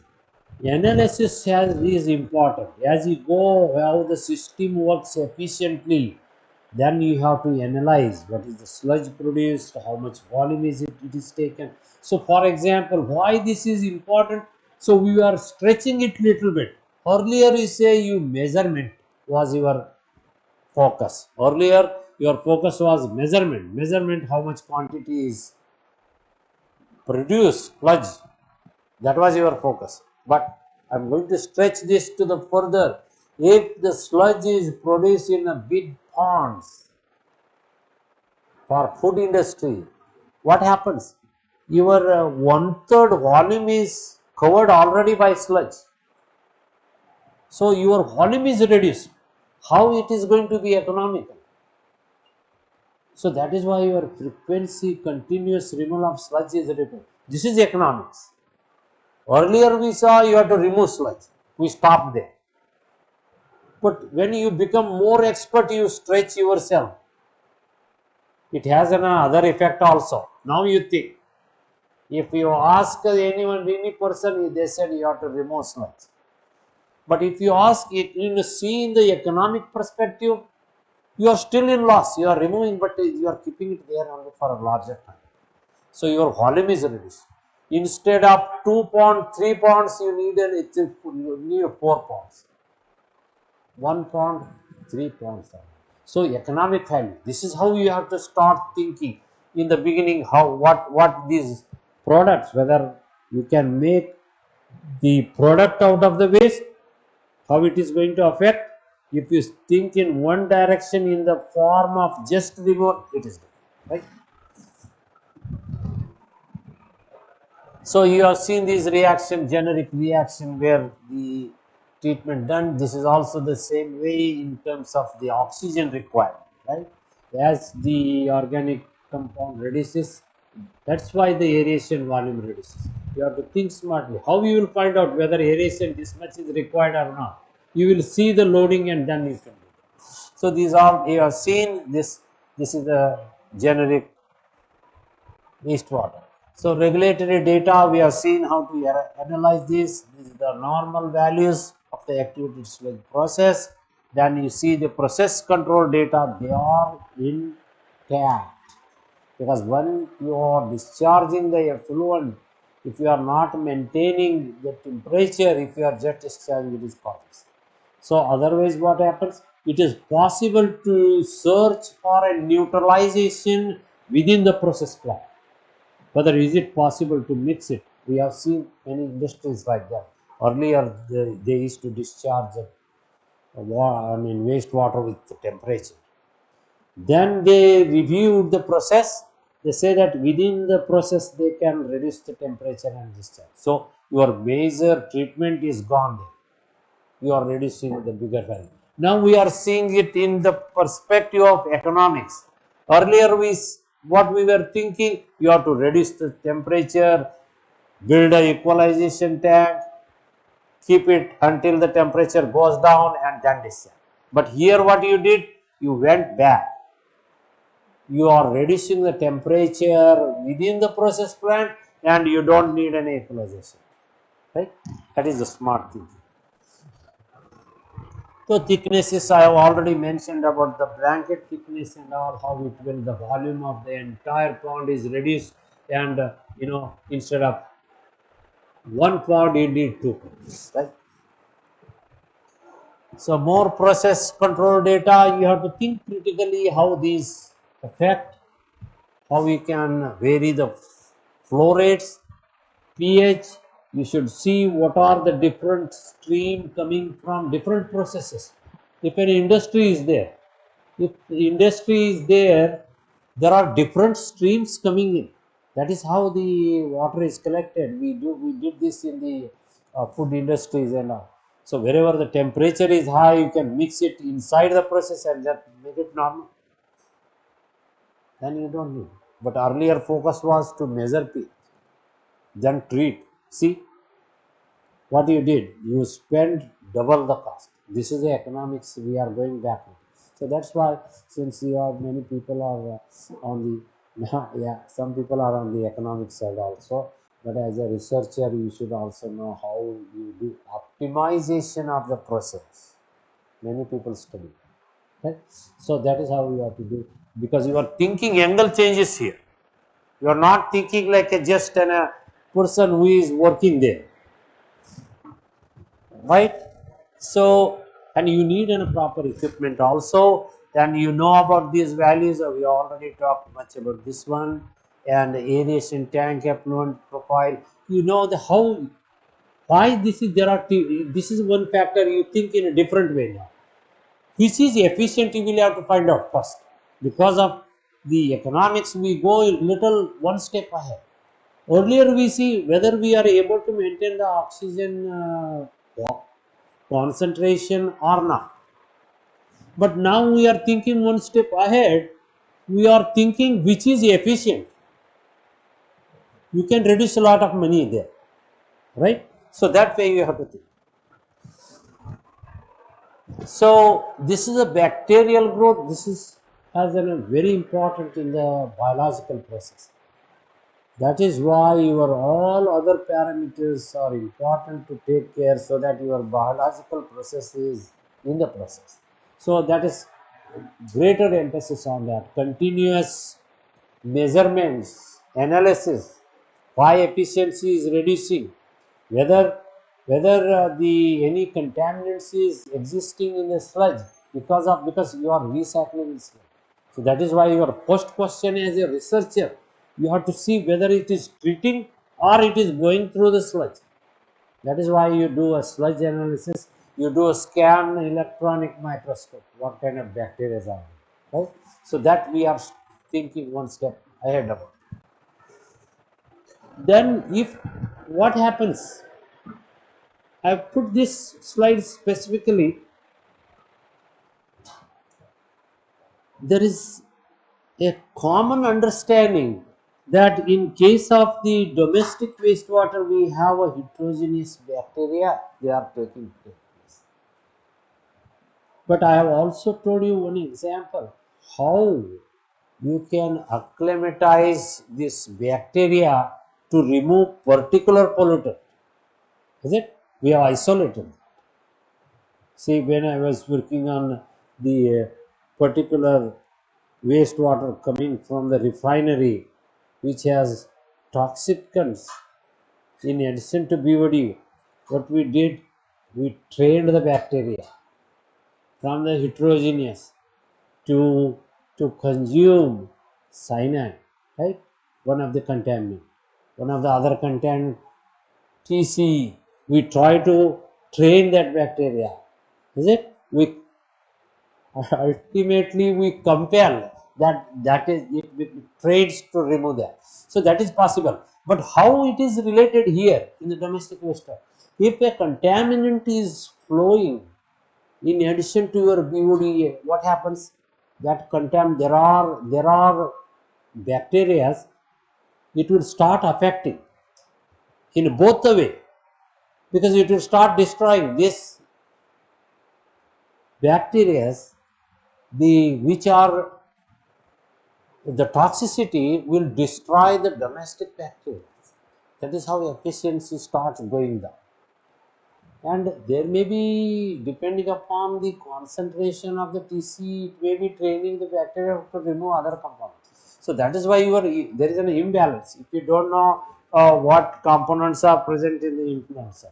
So that is, and measurement is always there. You have to update, you have to understand, make sure that in order to have an economic value. If you take a wrong value, then you have to go for a re-evaluation, violation, and you said that system is not working, you will appoint people, is it? Then they will find out, because then they will understand, go back, the data is wrong. The people, consultants who come there, they will not tell you that the data is wrong. So we fix the problem. So that is why the people working there should be much smarter than us. So clarifier problems, these are the problems which started giving multiple problems. Then you have to spend a lot of money. That it will affect entirely the economics of that. So we are seeing this in the perspective of economics. You know these numbers, how it will give a little guidance how it should be. If it is going apart, then you should start thinking in a different direction, whether is it at the base level or something different is happening, right? This we have seen, this is also seen, and this is the, you will have to observe all the time the biomass, the health. Then before the complete damage occurs, then you should be able to do something to fix it in the big initial stage. Otherwise, when everything goes on, if the treatment plant is not working, then what happens? You will have to do a bypass. You can't even do a recycle, because the plant is not working, and until there is a recuperation, you have to do bypass, you have to leave it somewhere. So you cannot leave it somewhere. You can do it, but what you want to do, you need a big tank to be constructed so that you can store. In such cases, there is always an issue or problem you have in some storage extra. But if it is happening often, what you will do, you will have to have a series of tanks to fill that up until it is fixed. So economic just destroys there. I have seen these kind of situations have occurred many times.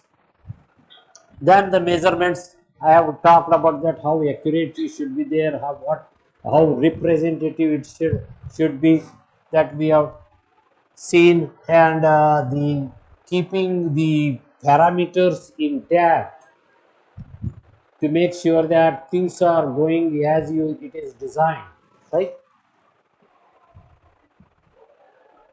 Then there are some issues with microorganisms. Always you will have to careful. That is why we see people with the biological background, chemistry background everywhere.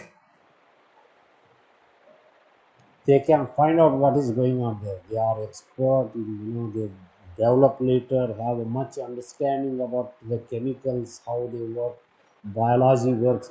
So they are also a big important component of this system. Environmental engineers, environmentalists, or people with that background, they will do and help us. Set. And regarding the equipment, you should have an updated equipment that will reduce a lot of your headaches. If you have an amount in today's conditions, you need not to collect the sample, go away for analysis in some other place. There are some time value, the transportation, that is all big cost. You have a handy advanced equipment, so that will reduce a lot of your cost. So we are thinking, we are screening where you can save money. It happens when there is a big lawsuit, people will say industry, see, find out, come with the ideas where you can reduce. Where you can reduce, otherwise you will have to go out. So then people start thinking. So this is how. So you have already seen the approximate value of reduction when you change the DO. Problems with high recirculation of the sludge. You will have to see if you are, too much sludge is coming up, and if it is not active, because if the bacterial health, if the secondary containment is not working properly, what you are doing, you are recirculating that again, so it will destroy, means more maintenance cost. So that is how. Problems with the overlooking influent loading variation. Loading variation is important. You have to make sure that, why, see, you are thinking in a slightly different way. How you are thinking now? Earlier, overloading should not be there. That was your stop there. Now you are going little bit further. You will see what is the concentration of MLSS and MLVSS. At the oxidation pond, what is the bacterial growth? Accordingly, you are controlling the organic loading and hydraulic loading. That is important. If you don't have that understanding, you will just spoil that. So we are thinking one step ahead. These are the problems. How you say that the field and design doesn't work if you don't have that understanding, though, then it becomes difficult. Difficult in the sense more money you have to spend. You have to bring a smarter people to fix that. Right? So this is, we have talked about the aeration ratio loadings on earlier, and also problems with not analyzing the process data correctly. I have told you many research people are there. That is why I emphasize, several times, you should make sure that your data are correct. Right? Always make sure, do review paper, see why, under what circumstances, what is the criteria, what value the data has. Otherwise, what happened?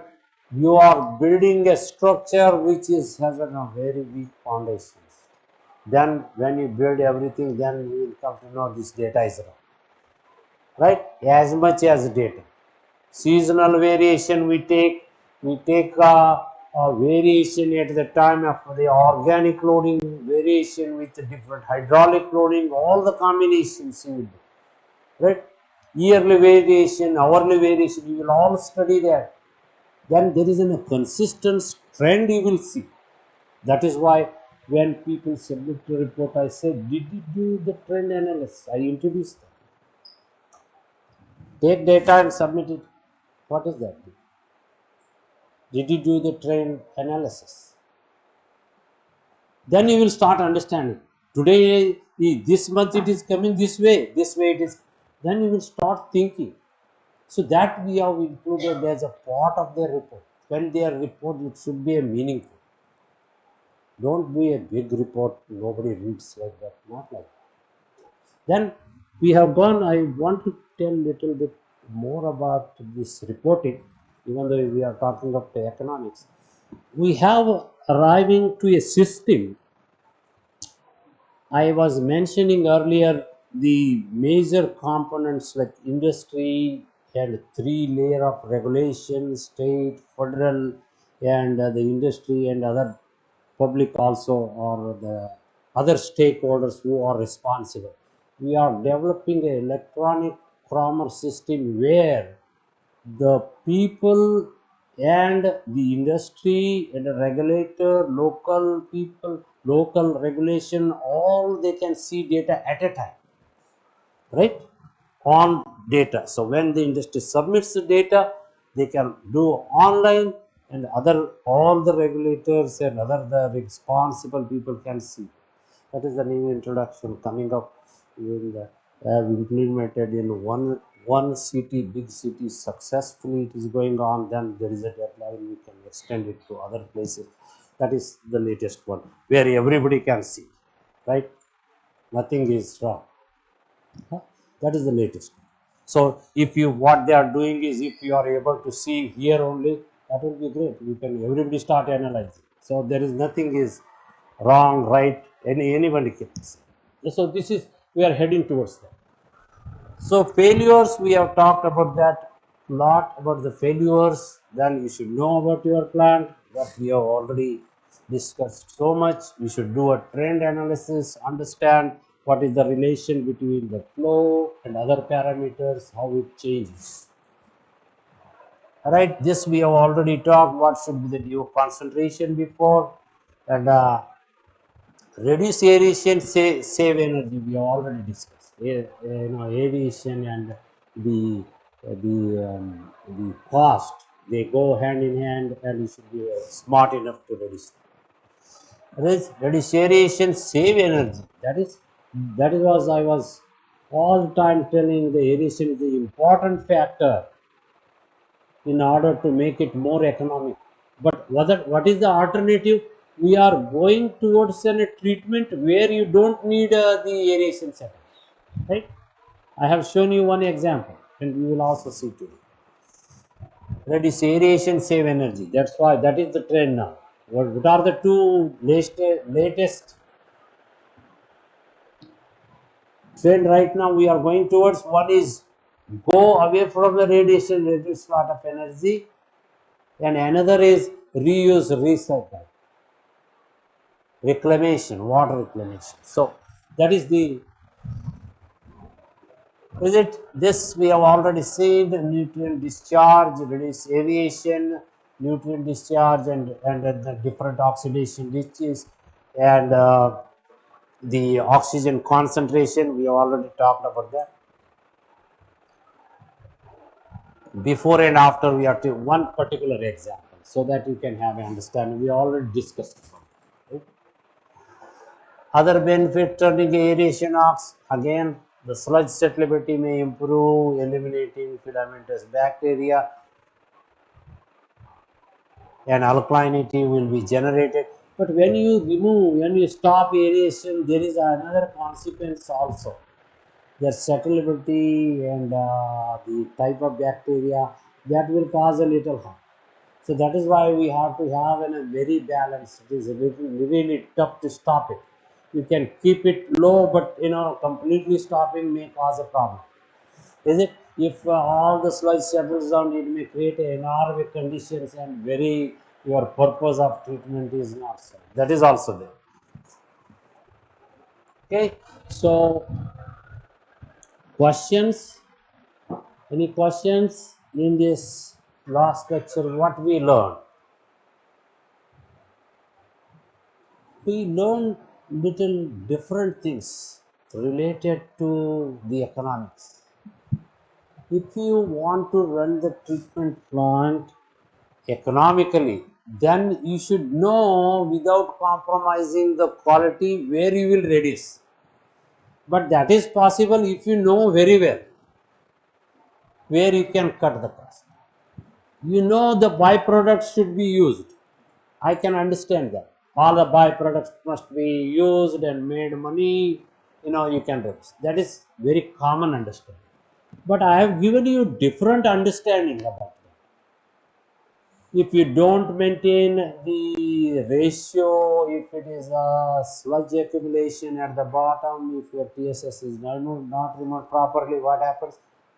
Constructing a big new pond, see, your thinking is slightly different. So these are the things we have studied. I think since a lot of participants are on a research background, and also many of them are professors teaching the students and people who are working in the plant chemistry background people, there is a lot of message in there. I want you to think in that direction. If you think in direction, same you can send, educate other people also. When we talk about the treatment plant, so different group has a different message because they have a different expertise.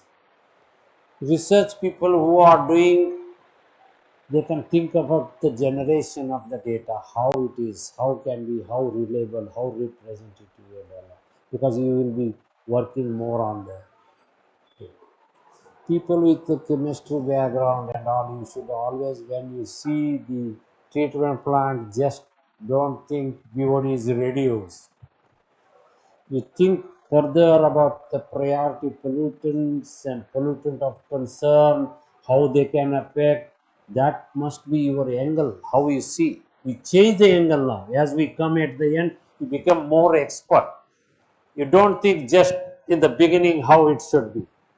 I have told you also, we made a couple visits here, what question you did not ask. Now that makes sense to you. Is that right? If I say why you did not ask that question, do you feel that that is right? I could have asked that question. Now, if you feel now, then it is successful. I can see. That is why when you say you have a lot of questions just for you, I don't say that you should create a situation where you are, but you should ask that question. That the how you ask that question to them, then they will understand. They know much better than you. Is it? If you don't ask that question, what happens? This is our authorization, we are doing this. There is a river, but no water, that is the authorization we are to set. So that is why your thinking angle is, we are extending, and you should become much smarter and smarter as you learn. You can learn more further on that. But if you know, then you can ask. That is why it is important to understand, because as a designer, as a monitoring all this stuff, I know where the things are going. Because that is what we say. If there are many questions for the consultant also. When they decide, no, that is not right. When you can say, when you know that. So that is why that is important. If this side is much smarter, then you can, I don't say who is correct, who is wrong, but you can make the system more stronger. If you know in the beginning, you can fix the things very easily rather than just after spoiling everything. Okay? Here also good works are going on, things are working well, but slowly we will come to that level. More people are getting training, understanding. Is it way of angle should be changed, positive, wherever possible. We can also spread that knowledge and your experience to other people. You will become more smart. You make other people also smart, right? Any questions? 5 minutes. Well,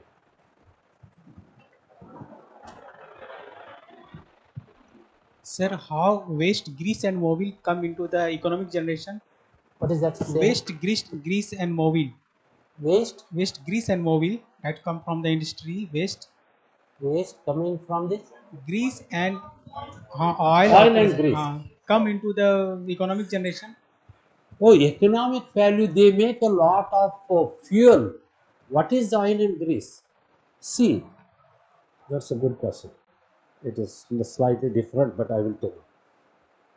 When you extract a crude oil, that you tap that at a different stages. right from kerosene to gasoline, diesel, grease also one of the product for that. Then this they make a lot of grease products there. They remove oil from there and they use that the grease part to make some other products. That is how it has an economic value. So that is why they do. They also charge and they make a product out of this and that is used in the system. It has a selling value. But sir, in restaurant or something, it's very less quantity. Less quantity. Very less quantity. But that effect on the contamination, but it is very less quantity. Less quantity, but it is collected from different industry. There are different vendors. How it works is just like your solid waste management. Guys, collect the waste from different houses, collected at one place. When it is collected at one place, it is enormous. It is similar. You will find one in state, but however expensive, they have to make sure that that grease is collected. Imagine how many restaurants are there, how many commercial units are there, how many industries have an oil and grease issue. Oil and grease is removed, where it will go, Yes. right? We have a very first treatment train is what? You put a screen, then next is what? Grit chamber, and we make sure that oil and grease is removed. Every treatment plant. And here is actually more oil and grease. I don't see a restaurant have that trap, right? That is a big. Every restaurant must have an grease trap, and people will come just like how they collect the garbage, they dispose it out. Trucks together. So it has a lot of. It is not that it is producing less. I don't want to pay. I just want to throw in the. That is all. That is why the fines are so much. If you do anything like that, so everyone will follow. So this is how all industries, all treatment plant, they collect and do it at one place. Okay? More question? Okay. No questions? Thank you. So thank you, Dr. Vijay Pakshat sir. In this way, we have completed 10 lectures of almost 13 to 14 hours duration. Thank you very much to Dr. Vijay sir. We are very inspired. My pleasure. I was able to teach something. Throughout the industrial visit, he was with us. He has given a lot of knowledge to us. In second half, we have a small tutorial, and then we will do the certificate distribution process. Okay, thank you very much.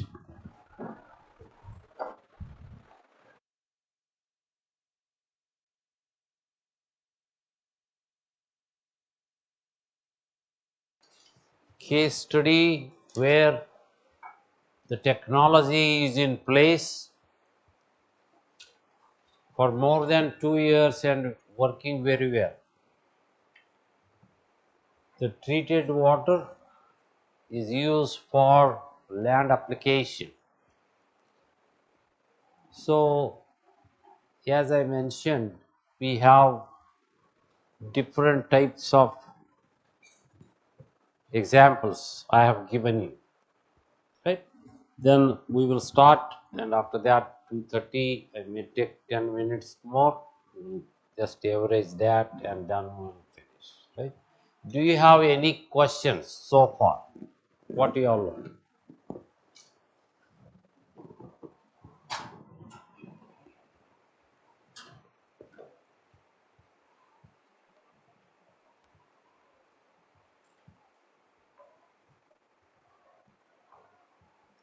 This is a very well developed, integrated. I have always tried to add whatever we are reading or understanding or learning, it is implemented on the site. So It is not like that something you are reading and which is not there in the books. No, it is already done. Many papers we have done on that, and the reports we have done. They are very well documented technologies. So that is why always if you are in the field, make sure that you know about more and more developed technology. Sometimes non-conventional technologies are much more preferred for particular type of pollutants to remove from the system, right? So that is what wanted to bring up to you, how the system is developed, how the same model can be applied here, what are the different components, how you can understand to make it more successful program, what are the things needed, at least that is important. Then one by one we should. Yes, go ahead, Professor. Yes. Non-contact cooling water is the wastewater coming out of big data centers. Your data centers which are here, there are big cities which are built for data centers. Your all data is stored there. So they need an air conditioning all the time, entire building, big farm. They are called data farms. Google, Yahoo, Sebis, right? All kind of big computer companies. They have their farms, they have their equipments where their data is stored all the time, 24 hours, 365 days. They need a lot of water to maintain a particular temperature all the time, right? So that is why they produce a large quantity of non-contact cooling tower. Your air conditions, they use a little water, and there is a process also. What happens in the non-contact cooling water? What is the main pollutant? When there is certain volume of water is evaporated, as the evaporation takes place, the concentration in the wastewater increases. TDS concentration is high. I said it gives rise to a different issue. If the TDS concentration is high, what happens? It enters the underground reservoir. There is a limitation where you want to dispose that of. You have to remove TDS. That's why we adopt the reverse osmosis process. What is our target component? Target compound is the TDS. We remove TDS. If BOD remains, BOD won't be there at all. Very less. Nothing like pH variations, and then treat that water, recirculate. They recirculate until it is used, then discharge. That is why those farms are big in the sense one cannot imagine. I have few data centers with me. They even entirely change the groundwater situation. Even though if they are treating, if they are not treating, you can imagine what is the gravity. Groundwater standard, please sit down. Groundwater standards, we have a TDS for 500 milligram per liter. If they are discharging, that comes up with some other problems, some other issues. It also depends on the influent water. When you say the effluent, what is the influent water?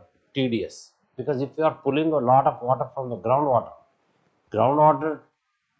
TDS also you should check, right? If it is a 300, 200 TDS in the influent, you can't put some restriction 100 because it is 300 here, right? So that is why they have a different kind of issues.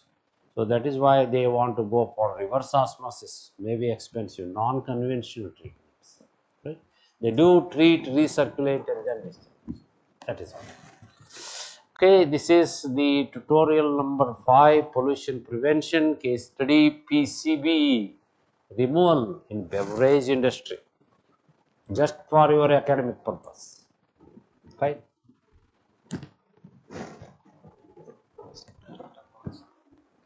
Okay. We can do that. Okay. Project is for facility primarily engaged in. Okay, go ahead. Okay. Okay. So I want to give a little background on this. This project facility is primarily engaged in juice, self-stable beverage manufacturing facility. Place is given, treat process water to make it suitable for to discharge it to the city wastewater treatment. So when an industry is discharging it to the city wastewater treatment plant, we apply a pre-treatment, make it compatible with the wastewater which the receiving wastewater treatment plant can treat. We will do that and then discharge. Then discharge and monitoring parameter, average numbers are given 155 gallon, maximum maybe 200,000 gallons. It has a BOD TSS and ammonia, pH, metal, polychlorinated biphenyl. This is our target. We are not yet finished with this, but another PFAS is already in the law. Understand? So BOD5, that is all the components which has to be removed, main contaminants, PCB and metals also. When you do reverse osmosis, it also removes the metal, right? So study focus PCB and BOD, but metals concentration was not much. So the focus was both. If any industry which is giving a BOD, you are happy because you need a BOD organic compound to survive microorganisms. There are many industry which have a very less BOD and they are have a different situation. So it compensates, win-win situation. So products 24 hours, 7-day week. How will go? Huh? Huh? No, we can go back and do that. That is sufficient. Okay. This is fine. Oh, okay, let it be like this. I will do no problem. You guys are comfortable? Yes, very good. So pH adjustment and chemicals used. Screens, you given a little bit of background about what kind of treatment they do. 2,500 gallons concrete tank and neutralization. You understand? Neutralization is done. What is the chemical used? Caustic soda to adjust the pH between this. This pH is decided by the receiving wastewater treatment plant, right? Before discharge to the city, the solution is partially recovered, reused with the periodic replenishment as needed and maintain concentration volume. Okay. So it has a pH variation. It is very simple. You will add some chemical, make it normal. That you already learned.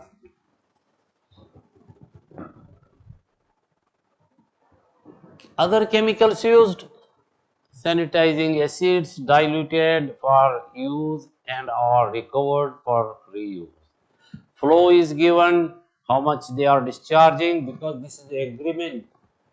When you industrial or the industrial discharge, industry discharge to the wastewater treatment plant, there is an agreement how much they can discharge. So that is the agreement there in addition to the authorization issued by the government, right?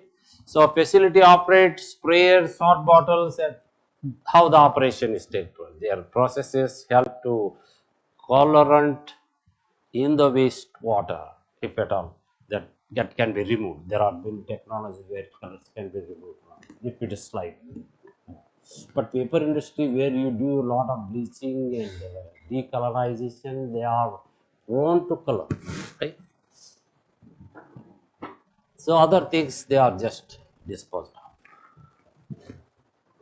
Sources, raw materials used, cleaning, washing, what are the activities we want to develop. I am just giving you the highlighted background. Till next, in next slides you will know what we do. Some parameters which highlights what is the concentration. You can see the concentration is so small and triggers.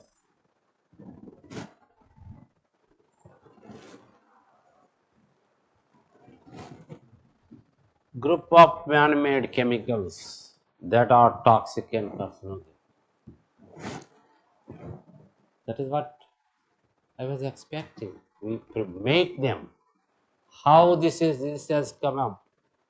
That was your question yesterday, because it has we make to make better products, better marketing. We don't see the consequences. So PCB were banned in the US 1979 internationally. PCB are still present in many products made before. Now, what they do? They just ban. You have seen earlier people were using DDT. We used it for many years. So other countries who manufacture they banned longer. So we are using it. We banned that recently. You know, this kind of without understanding we see just in one direction. It may be doing that purpose, but what are the other consequences? That was not evaluated before using. So PCB has been released to the environment, spill, leaks, electrical and other equipment, improper disposal, storage. How does the PCB gets into the environment? It is estimated that more than half of the PCB produced have been released into the environment. Once it is used, rest is just discharged, just like fertilizers. It will take 50% is the crop intake, and rest just it will be, enter the groundwater or river. Similarly, but they are not that harmful. These are different. So once in the environment, PCB can be transported long distance. They bind strongly with the soil and sediment. Many people with the soil background throughout the world, they can keep flowing. If it is produced in the north, if it is a river, it will go to the south. So because of PCB have not been made since 77, level of environment and food chain have been declining. I agree. They did it, they understood, oh, this is causing more disease. Correct? Many pesticides were like that. We used the pesticides, then we understood your crop production may increase, but it will cause more dangerous. Who will do the cost benefit analysis? Is it not necessary to do it before you are bringing it here? So that is the important determination we should make it.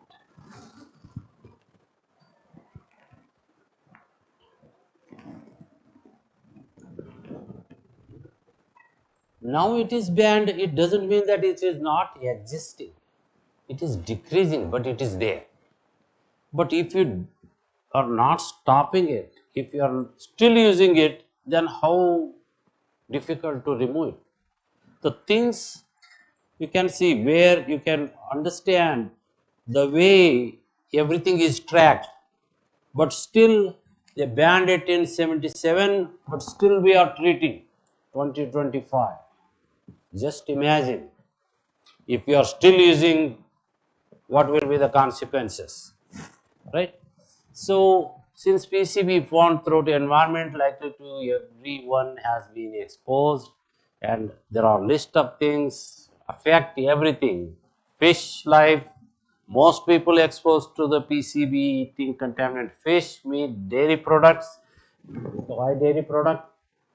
If PCB is there, through the food chain, it enters the cow, buffaloes, the milk, the sources, right? So plant takes up only small amount of PCB from the soil, so amount of grazing animal and dairy products are generally lower than the fish. Dust contaminated with a very small level of PCB found on the outer surface of the fruit vegetables. I was giving you an example.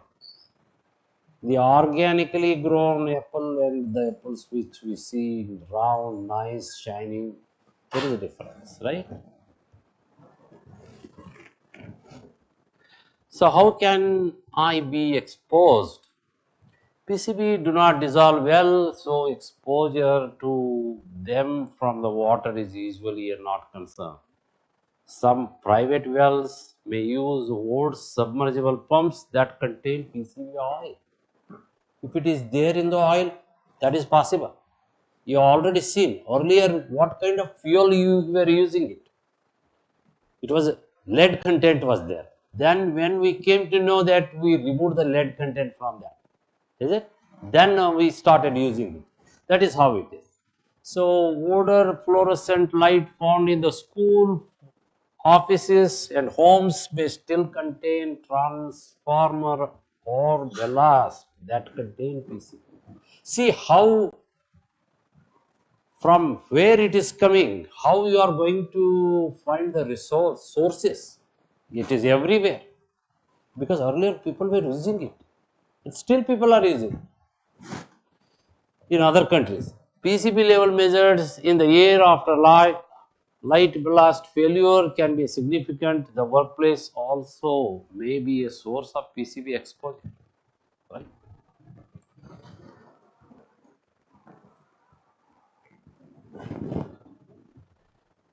Export to PCB depends upon the PCB quantity entering your body, how long you were exposed PCB, and how sensitive your body is to the PCB. That means how much immunity you have.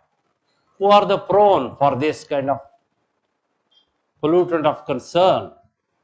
Children, aged people, elder people, senior people who have less immunity. They're all target. In people, PCB can affect skin and may cause, there is a disease, chlorescine, small pale yellow skin, like that. That may last from weeks to years, kind of a disease related to the skin. PCB also can be cause short-term changes in the activity of the liver, but without any noticeable symptoms. See, that is still dangerous. That is the problem with someone was talking about a bioaccumulation. This is how you will not even come to know it is go on accumulating in your body, and suddenly once the right concentration is done, then it flushes. You cannot do anything. So animal studies also have suggested that PCB can affect immune, endocrine, reproductive system, but these effects uncertain in humans. Animals are affected. If animals, people are not affected. People, both are affected, right? So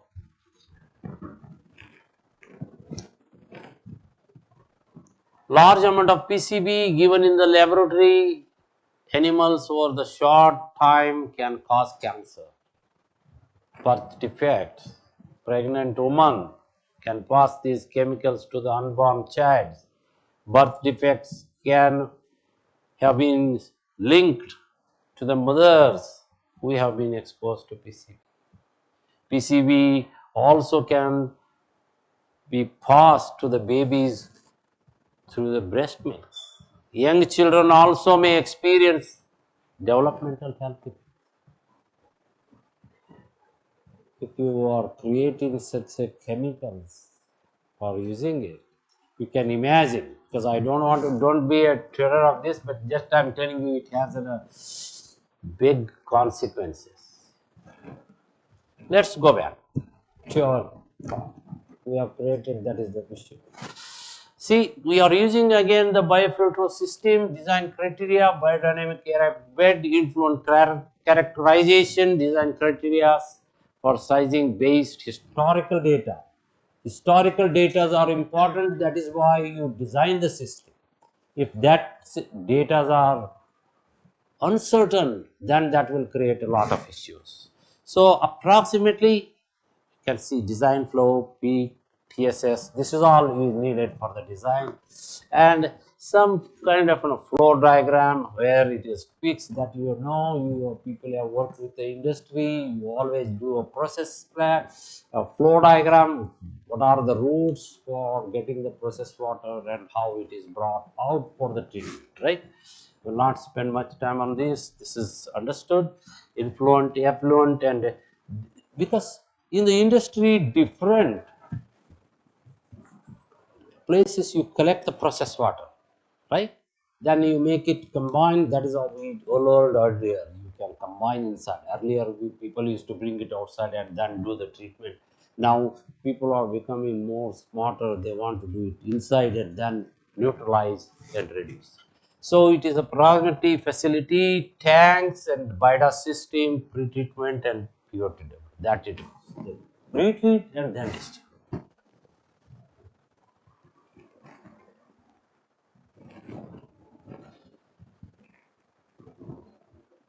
Sizing, this is the process. You can see what is the hydraulic rate, what is the TSS rate, and we already learned about that. How much you can have hydraulic loading, organic loading to the treatment system.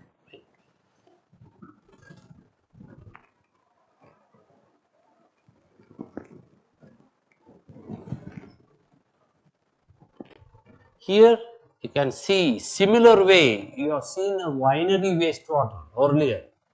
What they do is when wastewater comes out, then there are two ponds where it is collected. You have a bida system at the center, and then a big pond where you are collecting the treated wastewater, then it is supplied. But what was our earlier focus in the winery case study? Only BOD, right? Only the organic compound. Then we understood this treatment also good for priority pollutant like PCB. So one step ahead. Same kind of process can be used for removing the targeted pollutant. Okay. Here also you can see the two ponds and a much better picture here. Okay, this is the boiler system where it is applied. You can see in a different way spread in a large area. You can have a design, how much width it should be, how many slots you want, how you want to spray that, right? So spraying it, then it is going down, collected the water at the drain.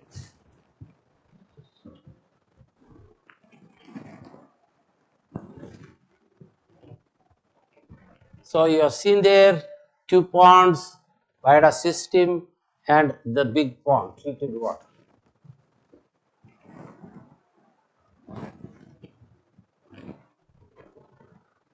You can see the removals of this concentration. We have seen this for the BOD. We'll go back to the PCB too. This you have seen earlier, some of the results.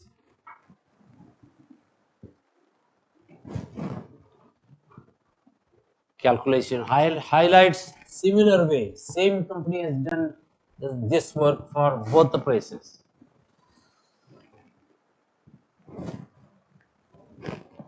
Existing settling tank, new storage, equalization tank, system, then treated water and reused for the land application.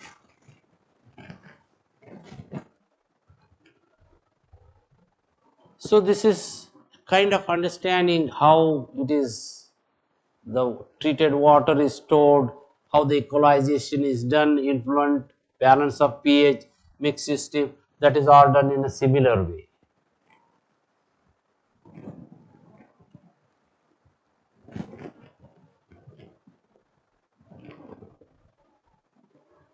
So what are the results?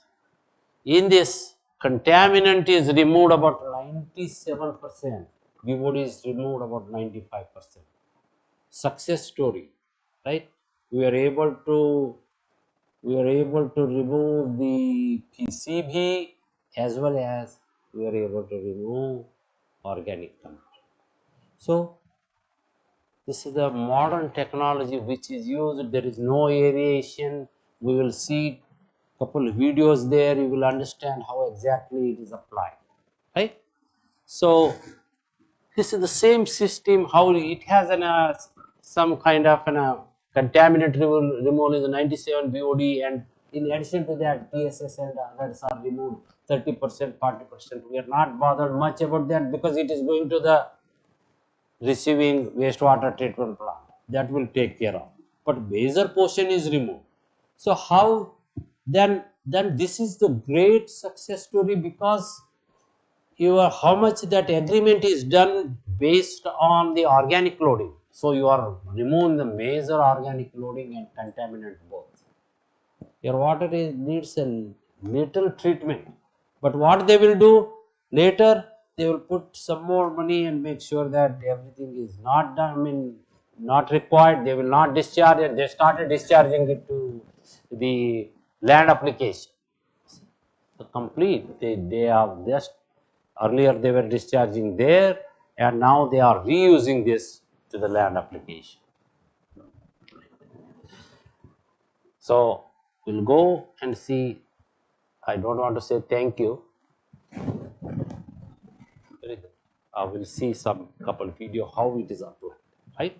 So this is how it is the first time. Maybe some other places also, one or two places it is used.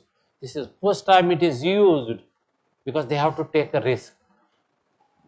Risk is also important. Bigger companies, they can take a risk.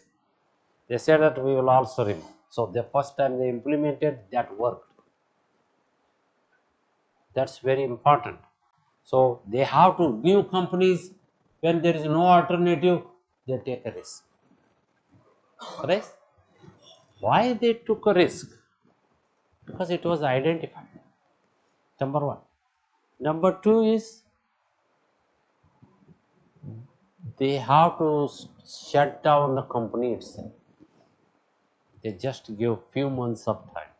I remember extending it for 3 months more. If they are stepping forward, okay, we will do. They spend a lot of money quickly. See, high revenue earning industry, they can do that. They took a risk, let's do this. So then analysis is done and PCB is removed. They are fine. But how we will confirm, your next question, how the PCB is removed, how we will confirm whether it is removed. That is always you should give a thought when you go, you see any technology. That is, nothing is hidden. That is a simple calculation. What we do, we analyze biomass. Similarly, we analyze that whether that is been in their volume, it is present in the sludge there. If it is not, then they approve. So that means treatment is taking place. So that is how it has been done, approved, and PC was not found. So that was a success story, right? We'll go. Video.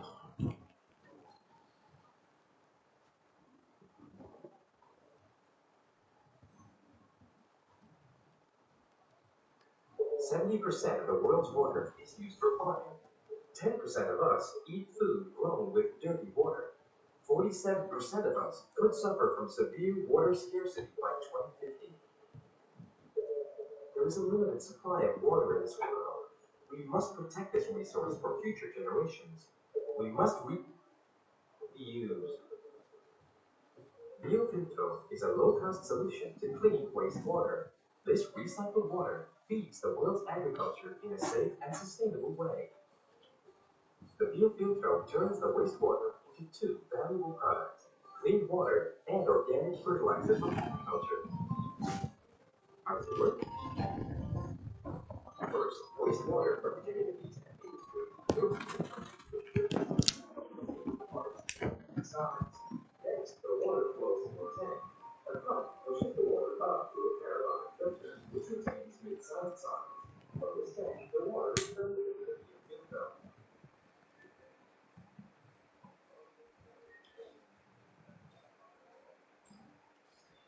The first layer is filled with earthworm. The earthworms eat the food inside. As the earthworms digest, they produce castings. The castings contain bacteria that works to eliminate contaminants dissolved in the water. Gravity carries the water down into the second layer, solids, and then into the third layer, gravel. The solids and the gravel serve two purposes. They filter out solids and contain bacteria that can process dissolved contaminants. Next, the water enters a tank. This tank includes a few drops of chlorine to finish the disinfection process. The result is clean water, ready to irrigate the world's farms. Along with clean water, biofeedstock produces an abundance of earthworms. The earthworms can be harvested as a healthy and inexpensive source of protein. The earthworm humus is one of the best organic fertilizers. It's an important component in healthy, high-quality food. Biofeedstock is a low-cost solution that transforms wastewater into clean water for agriculture. At the same time, biofeedstock produces organic fertilizer that help crops grow healthy and strong.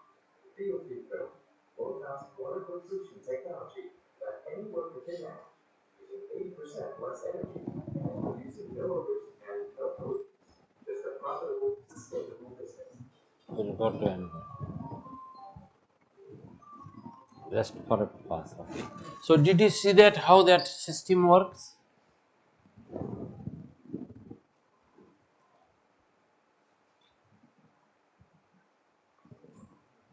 Yeah, I think it's central.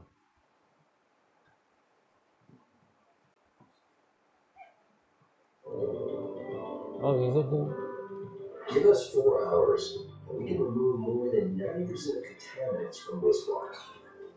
Yeah. Give us a month, and we can reduce greenhouse gas emissions.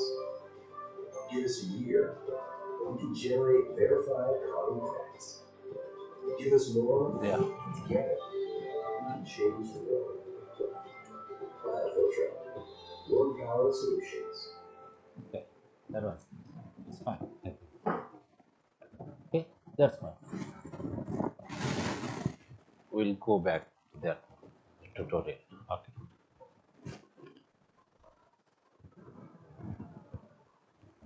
Okay. It's already there. Right? Any questions on that? See how nice technology. Is it different? No, it was happening in a very small scale. What they did is they took earthworms, they made and mixed with other bacteria and they developed a system. See, I told you they live for a small fraction of second and they do such a important work for the people. And what we do, we produce such chemicals. So we use it, then we understand. So that is the issue. So that should not be the thing. But when we do, if they are prevented in the beginning, if we have a good understanding of these chemicals, whether that can be used or not, that will make a lot of impact. So you created the environment. See, if you use that for a few years and what they are doing, it is stopped in 77 and now you are cleaning up. So that is the situation. You can understand if you are still using, what will be the consequences, how many people are affected, because you have seen few of them, there is a big list, right? And that is what I was telling, these are the emerging contaminants they understood, and then, but what about other countries, other areas, whether we are using it, who knows? So that all has to be evaluated when this pollutant of concern or a great threat currently to the environment, soil and the water quality, right? So that is why we have to be more cautious on that. So that concludes this tutorial. If you have any questions, let me know. Any questions? Any query? Do you have? No one? You are full? Very nice. Thank you, everyone. It was great, great working with you all, and I hope it was useful for you. And we have developed, I developed a very good course where you can combine and see visually what is happening and what is there in the system. Want to say that the model can be built in a similar way, and we can keep the environment safe or waters of the state safe, and a safe environment, good water quality and good soil. That is very important. That is the need of the hour. Everyone must be concerned about it. Thank you. Thank you very much. Thank you, sir. Thank you very much, sir. Please just take that. In this way, tutorial 5 has been completed, and overall we have completed almost 13 hours of lectures. In total 10 lectures. We will stop here for a break, and then we will meet after 15 to 20 minutes for certificate distribution. Thank you.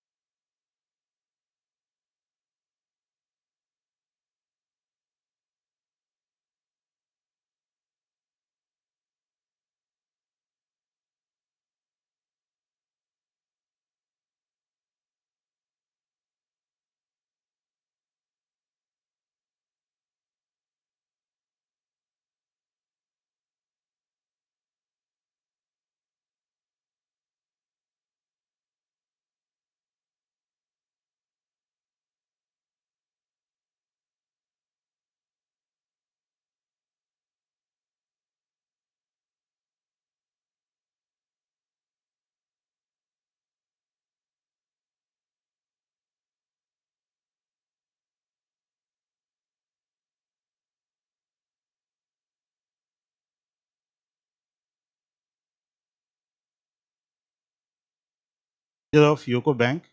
As I was saying, he has funded us. And I'm thankful to UCO Bank for funding some of the things to give some gifts to the participants. As you are aware that Ministry of Education, he has started a program GIAN, Global Initiative of Academic Networks, to facilitate the knowledge, advanced knowledge in every field by calling experts from throughout the world. In that league, we have submitted a project, a burning project, that is wastewater. Nobody can say that they have not produced wastewater any of the day. Everybody produce wastewater. Every industry produce wastewater. Every agricultural activity produce wastewater. But what is the fate of that wastewater? Whether we are cleaning it or not, whether we are controlling it or not. Because the fate of wastewater resources, it depends upon the cleaning process of the wastewater only.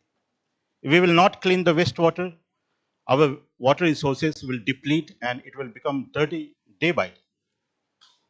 For that purpose, we have arranged this 5-day workshop from 21st April to 25th April. And Dr. Vijay Khubsad was the international expert for this program.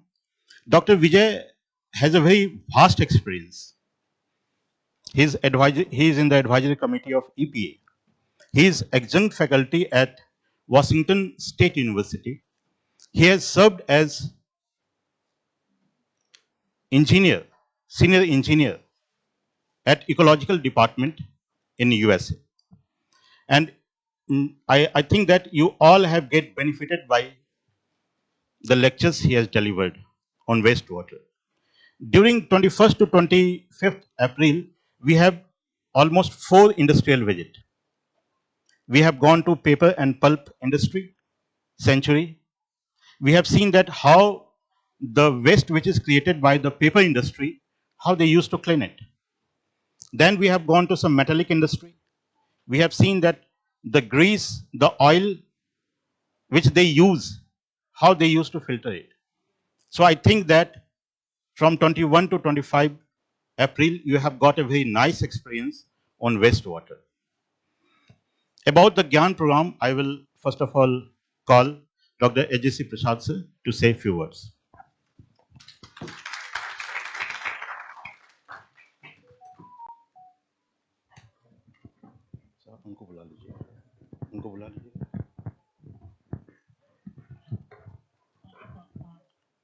So, good afternoon. And then, yeah, it is very difficult to say words, particularly at the end of the program, because starting program is it's very new thing, and we feel something. Yeah, we are losing something. That's what is happening now, because you are waiting, or we are starting this program after. Almost a year back or so, I was constantly in touch with professor also. And for me, one more thing is, yeah, I am meeting the professor, I think almost 30 years, almost 30 years I am meeting first time. And I am happy that he is at Pantnagar and readily accepted our invitation to come out to Pantnagar, that too with along with his family.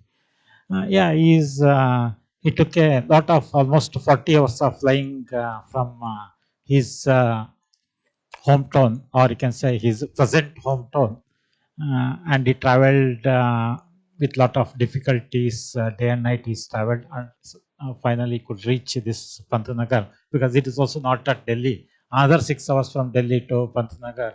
Yeah, I could understand his pain he and his family has taken to travel to this place.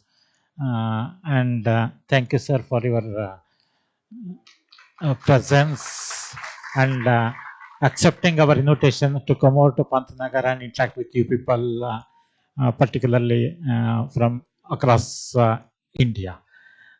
So that is one thing. I know it is too much of hot summer is particularly for some of the people. They might not have experienced. They think that Nainital means वो तो ठंडा रहेगा 3 degree 4 degree. That was the impression some of the other people they have it. No, it is not like that. Here all are extremes only. That's what I said when they called me through the phone and other things. Yeah, it is still hot because of 40 degree. It has touched in most of this northern part of India. Even at Delhi also, it is still higher. They could able to travel. They could able to bear that whatever that temperatures, and they spent happily at least 5 6 days of this program. Not only they stayed, they learned lot of things from the our international expert, and they could bear that 2 days of outside trip. We could understand that difficulty which they are facing in spite of their hardships which they face during that our travel, because it's an industry we can't do anything. We have to bear. Yeah, nature has given all those things. So thank you for coming all the way from different parts of the India and staying here for 5 days and learning the many things during these last 5 days. Okay, and note that this is, as I said once again, this is just a beginning only. Okay, it's a family of this program. It is a beginning only. It should last long, and this is a starting point only. And thank you for joining this family.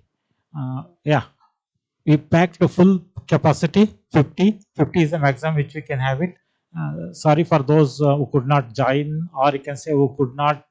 We should say sorry, because almost all the seats were filled, and even our local participants also, we should we are forced to say sorry, because we can't take more than 25 at any cost in a GIAN program. So because these are the restrictions from Global Initiative for Academic Network program. And once again, I am just saying thanks to our Ministry of Education, funded through Government of India, that is through Global Initiative for Academic Network, that too through IIT Hyderabad is a coordinating agency. Yeah, they responded very well. They accepted our all our proposal without any corrections or without any suggestions. They accepted it.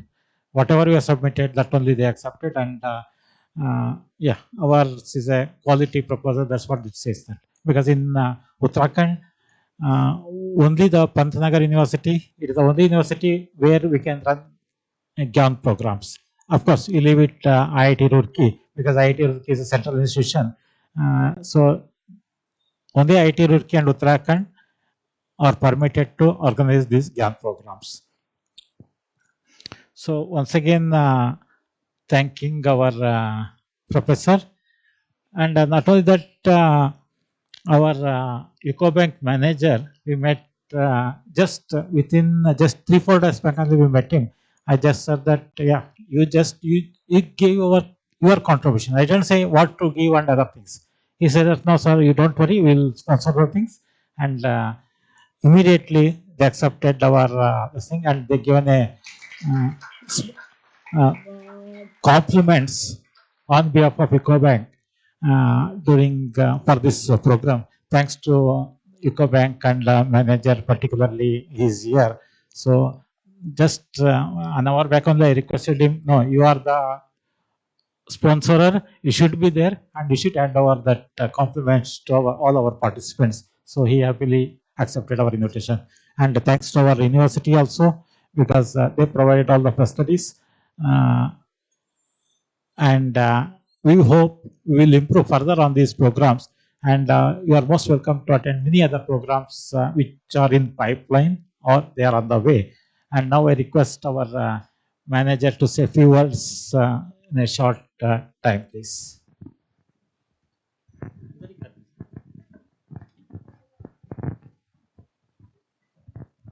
First of all, I want to thank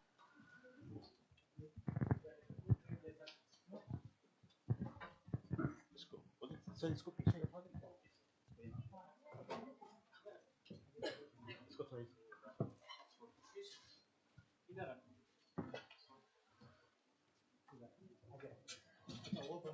यहाँ पे लगे ये दोनों आ जाए क्या frame में ठीक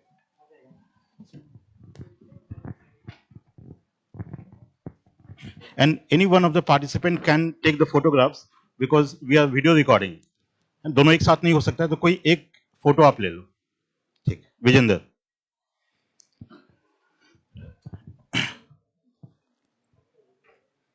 आस्था Joshi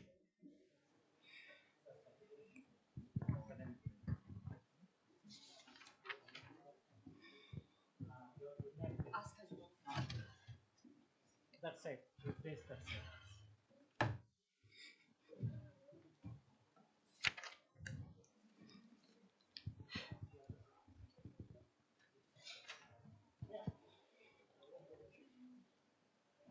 Anjali Tiwari give a hand please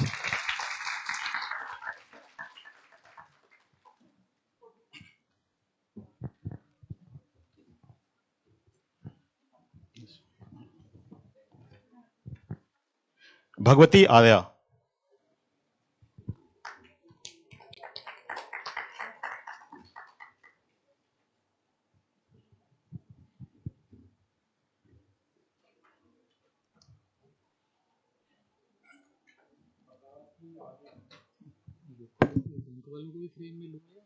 नहीं अब ले लीजिए कोई दिक्कत नहीं ले लीजिए विजेंद्र आप कोई किसी को बोलो phone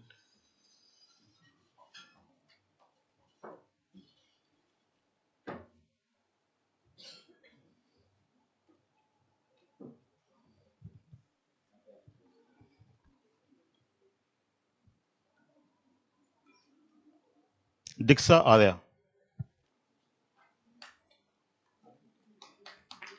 department of civil engineering Pantnagar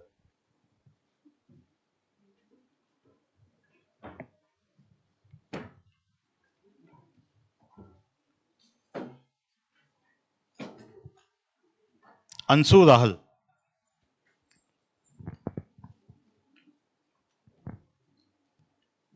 So check your photograph. exactly Photograph and your name. Please tally.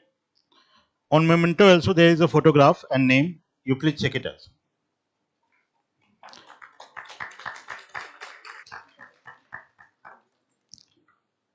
Mahesh Chandra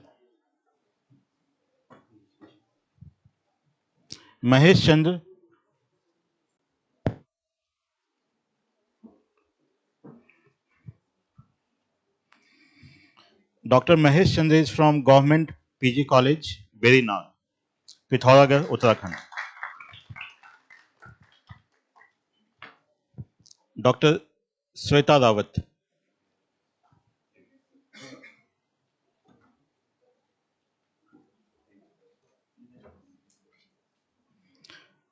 Dr. Sweta Rawat is faculty at Biochemical Engineering Department, Bipin Tripathi Kumaon Institute of Technology, Dwarhat.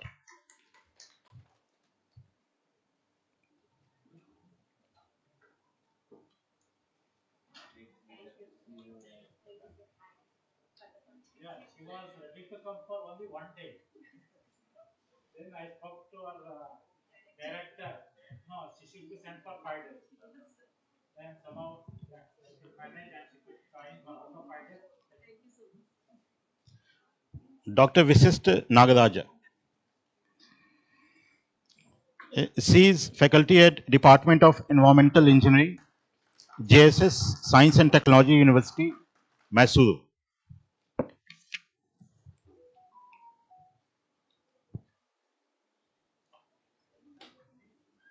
Isita Srivastav.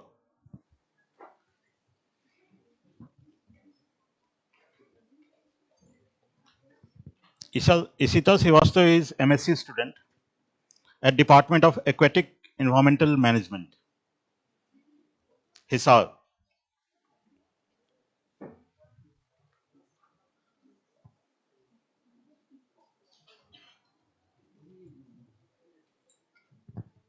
Ishita Mishra.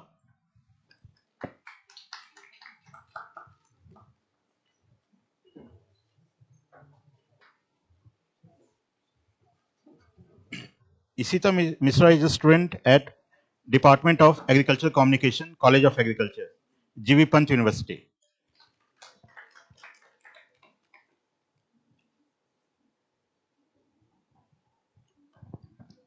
Jyoti Maheswari.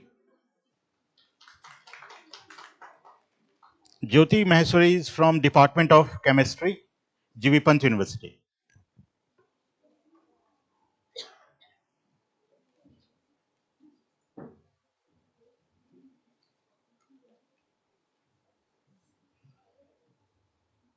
Kamal Singh Pindari.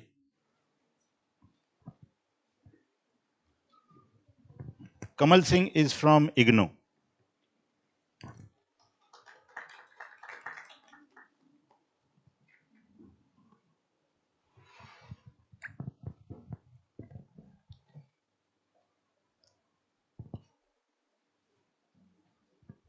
Kusum Rawat. Kusum Rawat is PhD student at Department of Soil and Water Conservation Engineering, College of Technology.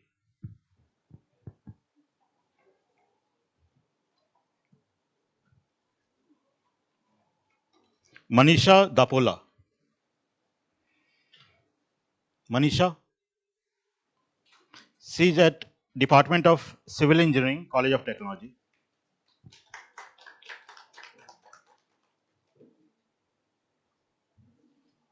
Manisha Rawat. Manisha Rawat is from University of Petroleum and Engineering Studies, Dehradun.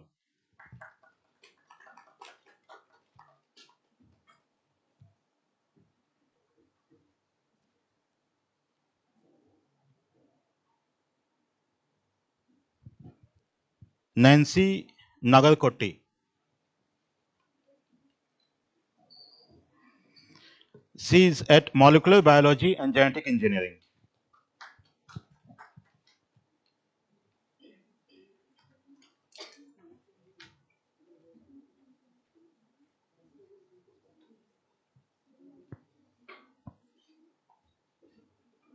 Nikita Joshi.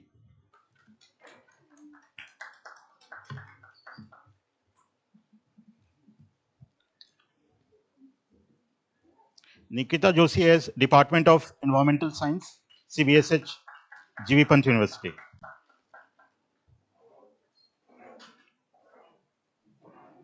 Pooja.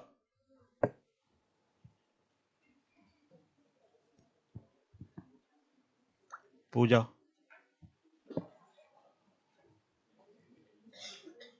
Pooja is from Department of Chemistry, Government PG College, Verinag, Pithoragarh, Uttarakhand.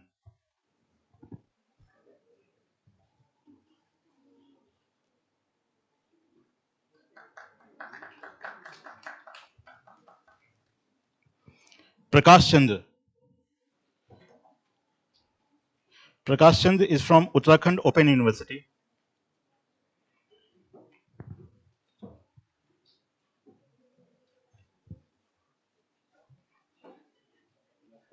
Prakash Chandra is a long, is with the Tata Motors and used to attend many of our programs.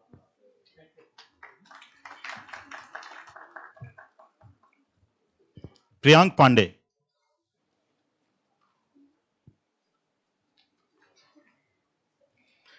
Priyank Pandey is with Department of Chemistry, Government PG College, Verinag.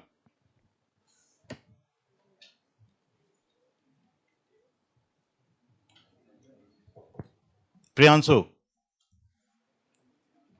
Priyansu is with Department of Civil Engineering, GV Pant University, Pantnagar.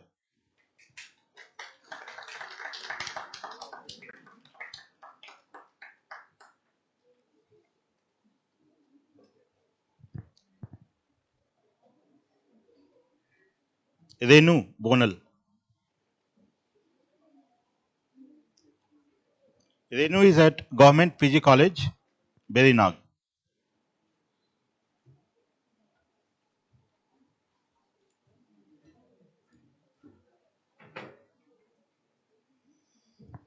Roshni Basera. She is at Department of Environmental Science, GVPUAT Pantnagar.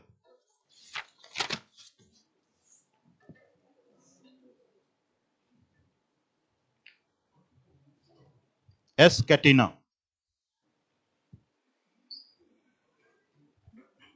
She is at Institute of Environmental and Sustainable Development, BHU, Banaras Hindu University.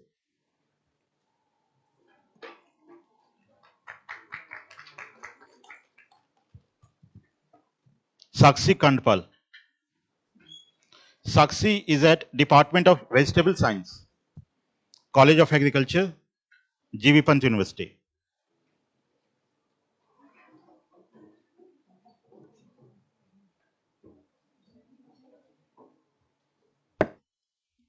Sanjay Kumar Nirala. Sanjay Kumar Nirala is faculty at Rajendra Agriculture University at Pusa, and he is doing PhD at College of Technology, Pantnagar.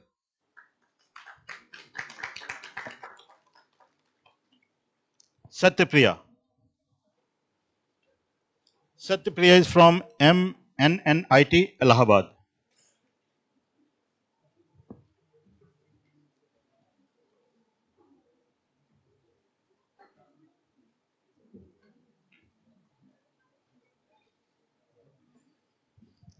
Shiva Tiwari. Give a good hand to Shiva Tiwari. He is our most eminent volunteer in whole program. Shivam. He is from Department of Civil Engineering, College of Technology, Pantnagar.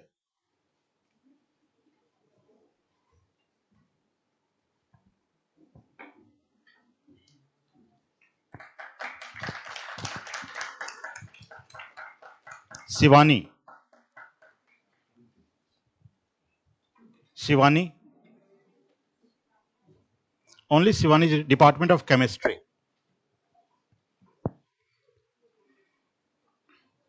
So Shivani is from Department of Chemistry, Bundelkhand University, Jhansi.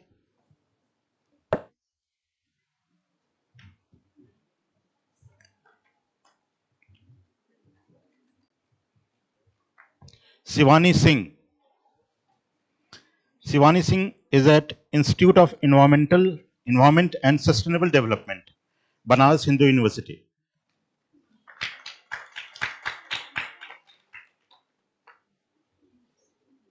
Shiva Prasad KS. He is at Department of Environmental Engineering, JSS Science and Technology, Mysuru.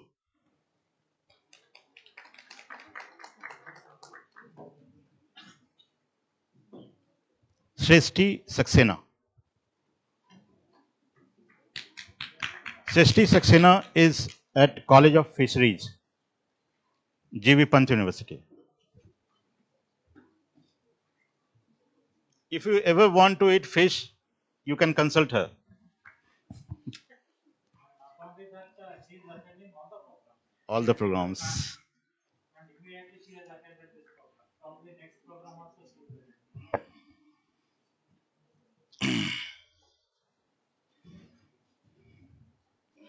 Shiva Prasad. Then it is Shubhi Khare. Department of Soil and Water Conservation Engineering. She has helped a lot in this program as a volunteer. For the competition between Shubhi and So, yeah, yeah, competing to volunteer. exactly. I think that these two are backbone of this particular program as a student volunteer. My advisor is both of them with background. No, they have also worked. They have also worked for. They have done very work. Suman.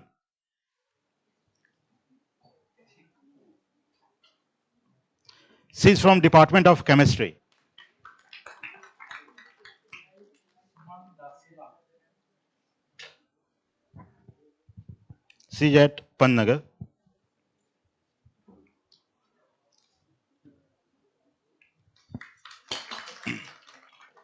Survi Chand. Survi Chand. Survi Chand is a PhD scholar at Department of Civil Engineering, College of Technology.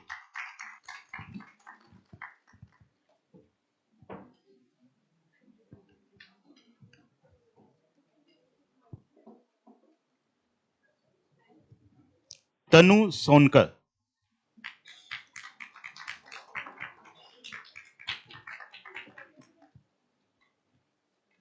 Tanu is at Faculty of Science, University of Allahabad.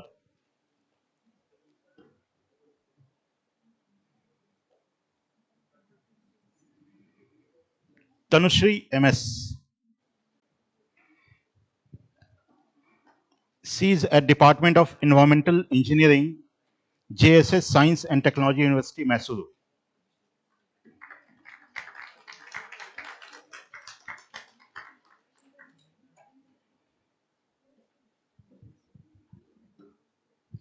Udit Saxena. The whole memento from Rudrapur has been carried by him. So give a good clap to him.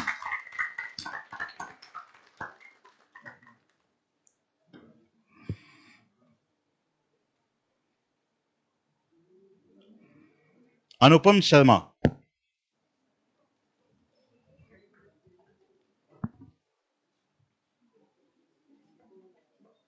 Anupam Sharma, maybe he's one of the memento is missing.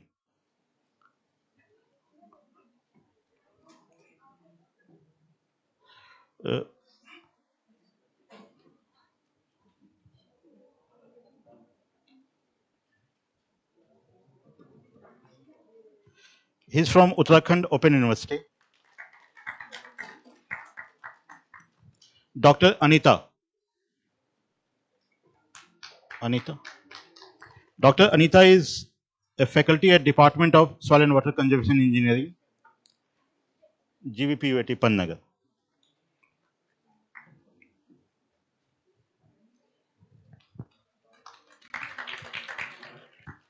Vidyavati. Vidyavati is at Department of Agribusiness and Rural Management, College of Agribusiness Management, Pantnagar.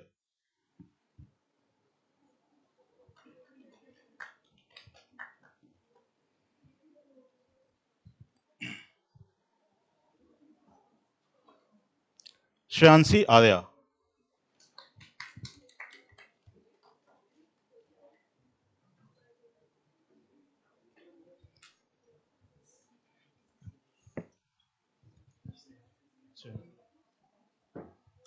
She is at Department of Chemistry, GVPUAT Pantnagar.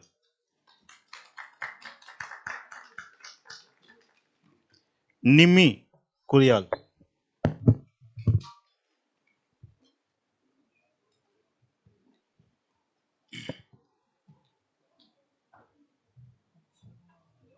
Nimi Kuryal is at Department of Microbiology, GV Pantnagar University.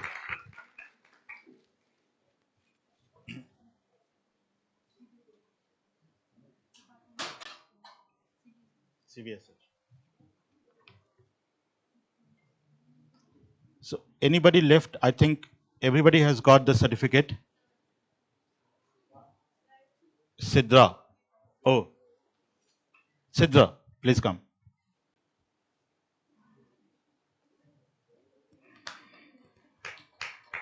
She's at Department of Civil Engineering, Pantnagar.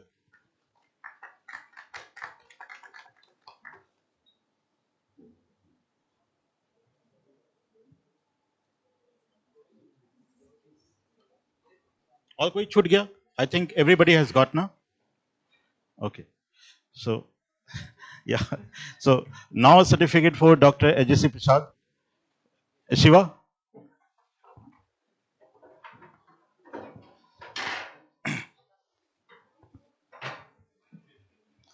Dr. Ajay Prasad is the local GIAN coordinator of this institute, GV Pant University, and its help was very important. Without his help, I think this program cannot be completed so successfully. So, HSC Prasad, sir.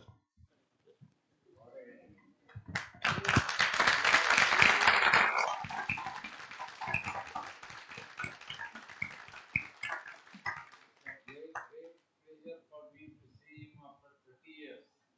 We worked together for many years, have great interaction. But to be frank, he is also one of the initiators for this process and made me to come here.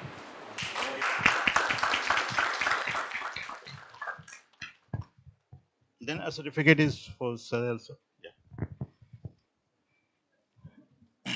So, आप एक certificate sir को दीजिए.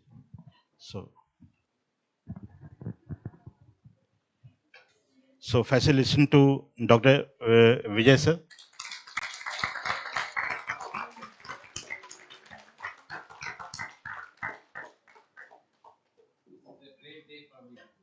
Yeah. And there is also a memento for you, sir.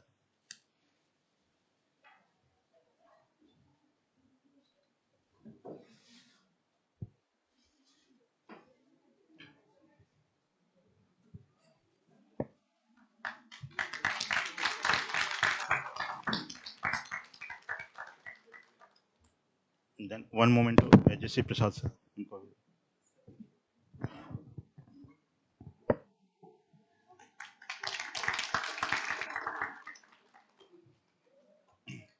So finally, I will go there for my own award.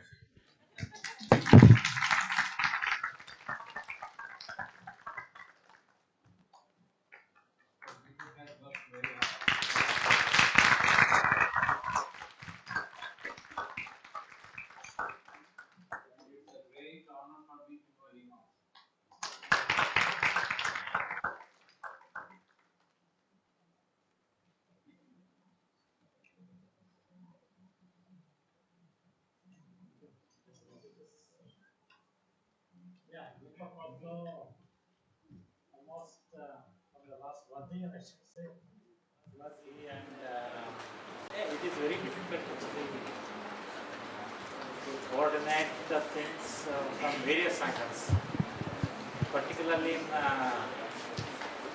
government universities. It is not so easy. Okay. Still, we have many more difficulties and other things. Yeah, somehow we could be able to manage all those things. And this workshop will be more meaningful if we will have some collaboration with the students, the universities. तो अगर आपको मेरे साथ collaborate करना है, you can go on my Google Scholar, LinkedIn. You can see my profile, in which field I work. I may be helpful for you in contamination modeling, in groundwater remediation systems, in remote sensing, in GIS modeling, in any type of mathematical modeling and software techniques in natural resource management. So if you want to collaborate, we are happy to be with you. Sir is happy to be with you. This will be more fruitful if we will have some research ideas, collaboration, papers, and whatever may be. Basically, the main theme is tending towards the research. We have to do some research. We have to do something to treat the wastewater. So we can collaborate, we can come together with each other. Okay, thank you, sir. So please.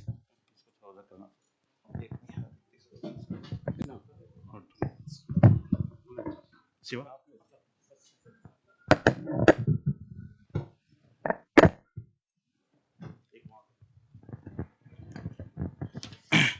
So now is the time to say thank you speech, isn't it?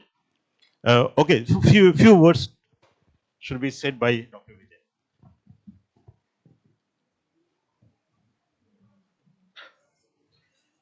I have said so many things for the past 5 days. I think non-stop. I think we covered a lot of portion. I was very much impressed when I interacted with you, lot of PhD students and who had lot of potential to do research and pursue their higher studies. I seen different group of people. I felt it is very right combinations when I heard your background. That is why I oriented the very perception and our outlook towards the overall integrated industrial waste management towards sustainable development and safe environment. I think it will really help you to think in different direction. I have told several times that your thinking should not stop. Learning should be open if you want to progress. So that is why my advice to you is, I can say my experience, you should always keep open for learning. And your educational background and your experience is always there, but will to contribute and create is also important. After that, you have a great responsibility towards the society also, community. Whatever your contribution helps to make environment safe, help the people, help the water quality, and the safe and create a safe environment.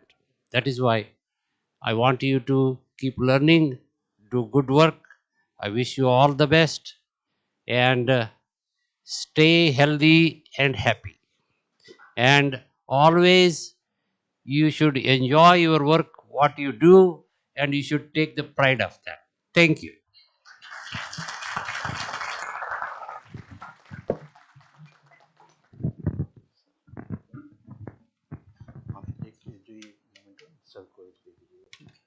So I will request manager of UCO Bank to give a memento to Dr.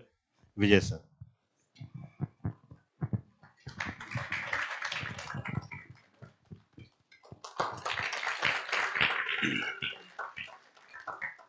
Then I will request manager UCO Bank to give the same memento to Dr. Ajay Prasad sir.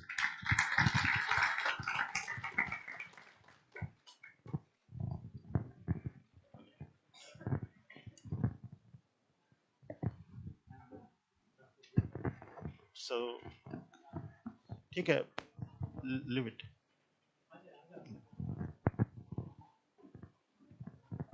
Yeah, Dr. Deepak will be given a memento by our Eco Bank manager. Because they should. Thank you. Thank you. Since those who are giving memento, they won't get any memento. So I should say thank you for giving the memento and other things. And in future also we expect many more mementos. Thank you. Wait.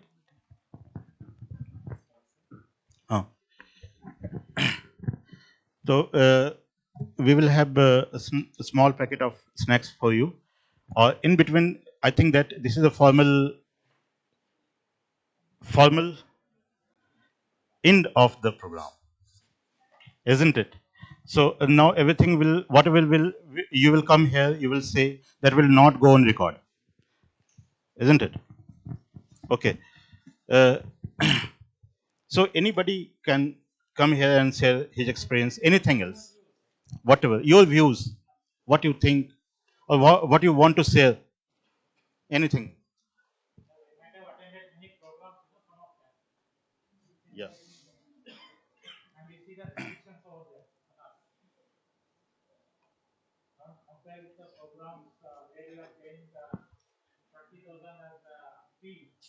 Vishwakarma sir आइए.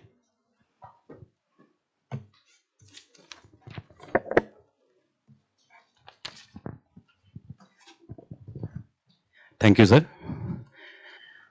Good evening, good afternoon to all. मैं यहाँ पर बहुत सारी चीजें सीखने की कोशिश करके जा रहा हूँ और सोचने का नजरिया चेंज करके जा रहा हूँ. जो इंडस्ट्रियल वेस्ट वाटर पे सर ने कहा कि जिस तरीके से डिजाइन हुआ है उसको थोड़ा अल्टरनेट सोच के आप तैयार करो। इसी बीच मैंने एक कविता लिखी है, कोशिश की है, एक रंगों की सच्चाई पे है। और हम जब इंडस्ट्रियल एरिया में गए तो मैंने थोड़ा ये चीजें देखी और उस पर एक कविता मैंने लिखी है। रंग जो चमकते हैं कपड़ों पर, रंग जो चमकते हैं कपड़ों पर, कभी सोचा है उनका भी अंधेरा सफर। जहां नदियां रोती हैं चुपचाप, हर बूंद में घुलती हैं एक दर्द की बात। इस वर्कशॉप में देखा हमने सच, वो कारखानों का कड़वा सच, वो कारखानों का कड़वा रसायन सच। जहां सुंदरता की कीमत है जहर, जहां सुंदरता की कीमत है जहर, और जीवन की राहें हो जाती हैं बंजर। लेकिन सीख भी ली, उम्मीद जगी, लेकिन सीख भी ली, उम्मीद जगी कि हर समस्या को कोई राह भी लगी। हम बनेंगे आवाज जल की, हम बनेंगे आवाज जल की, रोकेंगे ये लहर जहर की। आज विदा का समय है सही, पर यह शुरुआत है अंत नहीं, पर यह शुरुआत है अंत नहीं। हर एक सहभागी बदलाव लाएगा और जल फिर से जीवन कहलाएगा। Thank you, thank you sir. Thank you sir.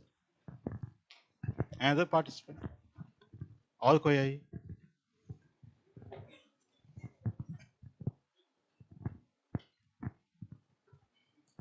Please. Sir, not on GIAN. No problem. This is not about GIAN now.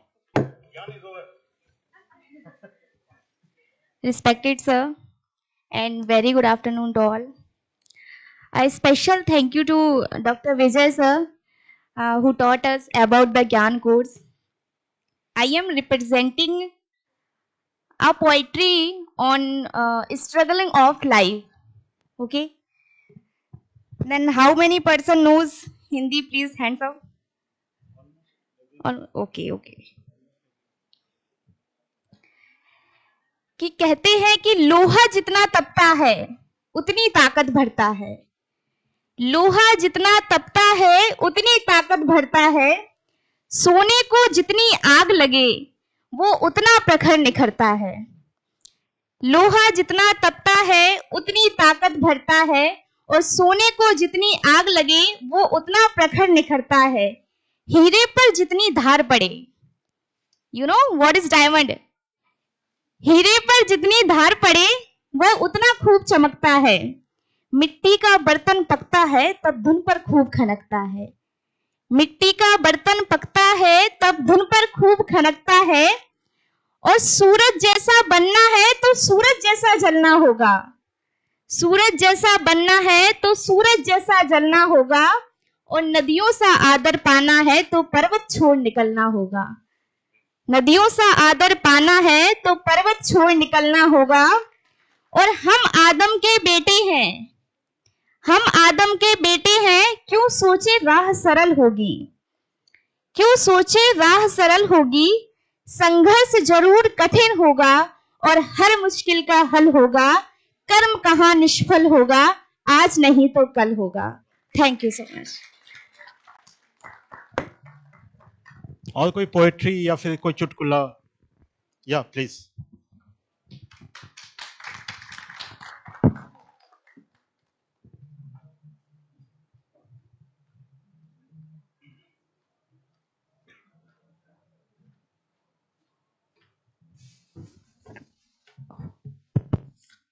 Respected sir and all the participants here, I'm Astha Joshi from Department of Environment Science from Pantnagar University only.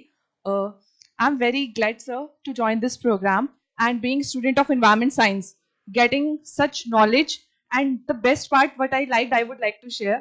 When we study in our classrooms, we just know the processes. Our process, all the processes are taught by our professors are very clear in our mind. We write in exams. We also teach students while we are in PhD. But the exposure I got in last 5 days by looking at all the plants working for this wastewater treatment, it was like all the things I have learned or I have understood just came before me, and I'm getting to know how much importance my course holds. And everybody, not only because I'm a student of environment, everybody should know, and then only we can make this country and world clean. So I'm very, very thankful to the organizers, Deepak sir and Prashad sir, and I'm very, very thankful to Dr. Vijay sir for giving me insights not only about the course but also about the research I'm going to do in my course. So, sir, as this is about not being so formal, I chose this workshop just randomly. So I also write poetry, and it is about मन, that we say कि मन बहुत चंचल है, और मन की एक चंचलता में ही मैंने इस वर्कशॉप में एनरोल कर दिया था कि चलो एक नई चीज जानेंगे. सो मन पर ही मेरी कविता है. ये मन ही मेरा दुश्मन है, ये मन ही मेरा दुश्मन है जो भटकाता बारंबार. ये मन ही मेरा दुश्मन है जो भटकाता बारंबार. ये मन ही मेरा दोस्त है जो मानने न देता हार. ये मन ही मेरा दोस्त है जो मानने न देता हार. ये मन ही फिर क्यों पराया है, ये मन ही फिर क्यों पराया है. कभी मुझ में खोजे कमी हजार, पर ये मन ही मेरा अपना है. मेरे लिए बुनता उम्मीदें अपार, मेरे लिए बुनता उम्मीदें अपार. ये मन के धागों में उलझी मैं, ये मन के धागों में उलझी मैं, ये ले जाए जाने किस पार. ये मन हवा सा चंचल है, ये मन हवा सा चंचल है, नियमों का करता उल्लंघन है. इसके लिए सीमाएं नहीं, इसके लिए सीमाएं नहीं, बस जिज्ञासा का समंदर है. This line is dedicated to all the participants. नियमों का करता उल्लंघन है, इसके लिए सीमाएं नहीं, बस जिज्ञासा का समंदर है. जिसमें मुझे गोते लगवाता, कभी बिखेरता कभी सवारता, कभी बिखेरता कभी सवारता. मुझे मुझसे रूबरू करवाता, पर मचाता बेचैनी का बवंडर है, पर मचाता बेचैनी का बवंडर है. संग मन के सामंजस्य बना के, संग मन के सामंजस्य बना के, कुछ इसकी सुन के कुछ अपनी सुना के, ले जानी अपनी जीवन नैया पार. क्योंकि मन ही जीवन का आधार, मन ही जीवन का आधार. Thank you everyone. बहुत अच्छा. हम भी कुछ सुनाने की कोशिश करेंगे, है ना. ये जो एक छोटी सी बस 2 लाइन की, देखते हैं कहीं मिल जाएगा अगर हमको तो, है ना. एक्चुअली ये कुछ दिन पहले, few months back, we were listening too much about somebody has done the suicide. कभी हस्बैंड ने सुसाइड कर लिया, कभी वाइफ ने कर लिया, कभी टकरार हो गया, है ना. तो उस पर 2 या 3 वर्ड्स मेरे ध्यान में आए जिसको मैंने लिखा. वो इस प्रकार का, मुझे याद नहीं रहता है, मैंने बस लिखा है. जिस छत के नीचे प्यार हुआ, जिस छत के नीचे प्यार हुआ, आंखों में संसार का विस्तार हुआ. जिस छत के नीचे प्यार हुआ, आंखों में संसार का विस्तार हुआ. कंधों पे जिम्मेदारी का एहसास हुआ. उस छत के नीचे, उस छत के नीचे अहम का टकरार हुआ. हुआ कुछ, हुआ कुछ, कभी बहुत कुछ. आज मगर मेरी आत्मा पे वार हुआ. आज मगर मेरी आत्मा पे वार हुआ. ये सभी के लिए सही है, चाहे he is male he is female. कभी कभी हम लोग अपने अहम में इतने चूर होते हैं कि सच्चाई और छोटी मोटी गलतियों को भी इतनी बड़ी करके सोचते हैं कि राई का पहाड़ बन जाता है ना. ये तो थोड़ा डिफरेंट मोड में था. एक चुटकुला भी हम सुनाना चाहेंगे, है ना. So it is about 3 type of students. एक इंटरव्यू में 3 स्टूडेंट्स गए, 4 लोग गए. एक बीटेक का स्टूडेंट गया, एक एमटेक का स्टूडेंट गया, एक पीएचडी का स्टूडेंट गया, और एक प्रोफेसर साहब गए. और इंटरव्यू स्टार्ट हुआ. जब इंटरव्यू स्टार्ट हुआ तो इंटरव्यूअर ने पूछा पहले बीटेक वाले से कि what is the extent of your knowledge, है ना, आपके पास नॉलेज कितना है इन योर सब्जेक्ट।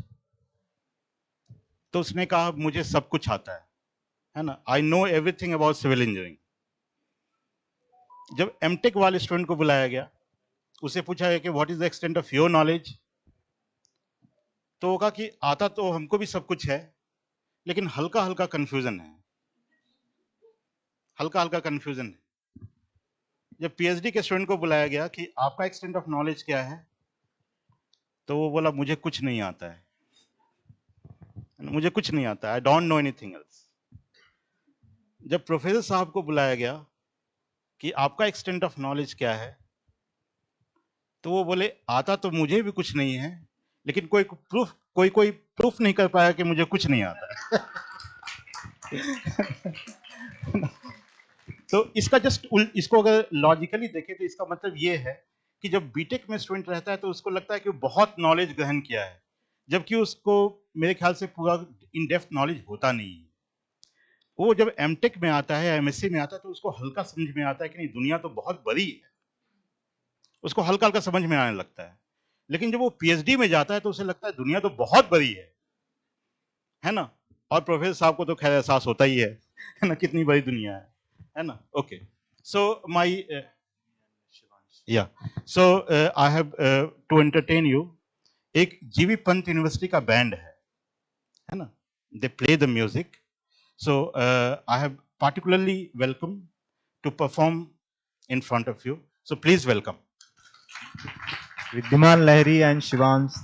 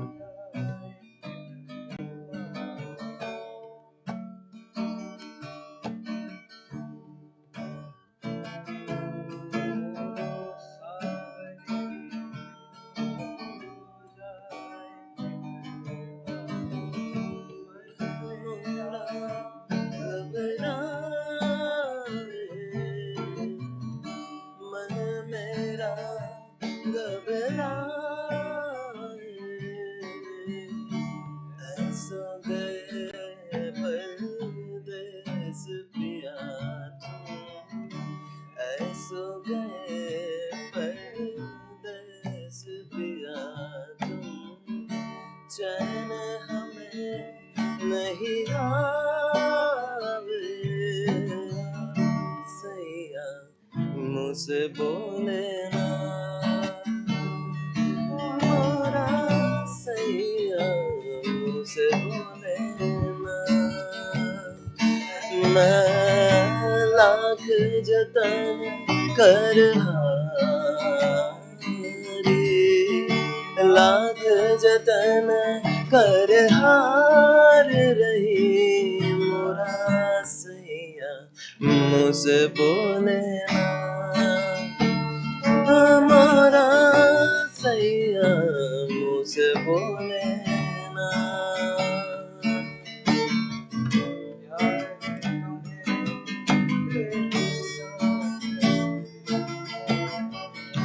प्यार तुम्हें कितना करते हैं, तुम ये समझ नहीं पाओगे, तुम ये समझ नहीं पाओगे, मोरा सैया मुझसे बोले मोरा सैया मुझसे बोले ना।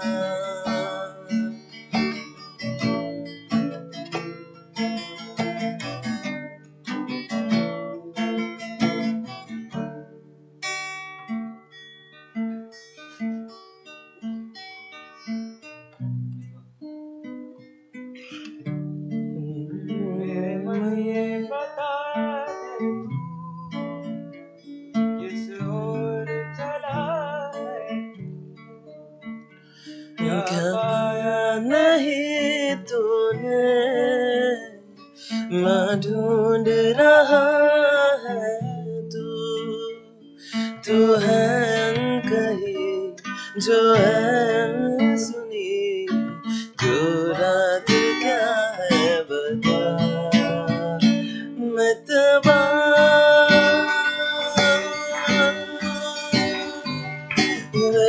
धड़कन तुझसे मैं तबा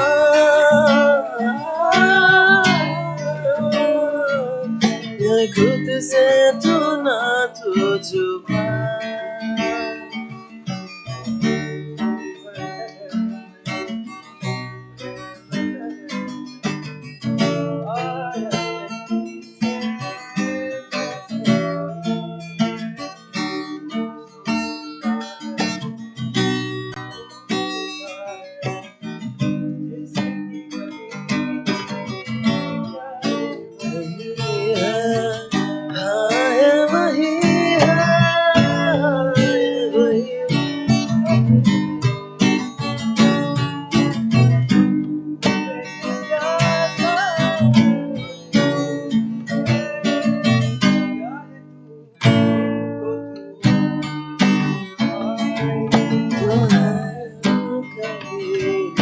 जो है सुनी तो रात क्या है बता मुझवा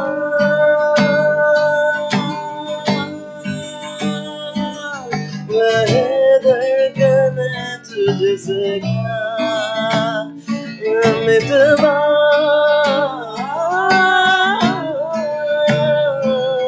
मैं खुद से तू ना तू छुपा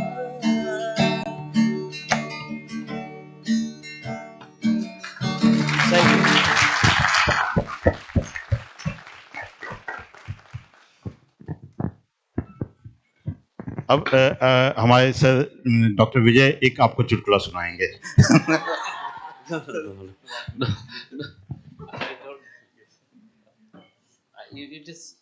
It's true, but I don't know. It is a joke.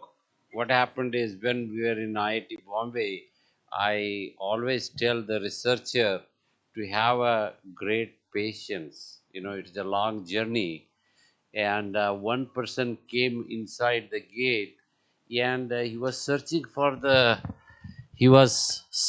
for the way out. So he went inside and turned this side, and he was not getting the way to out of the gate.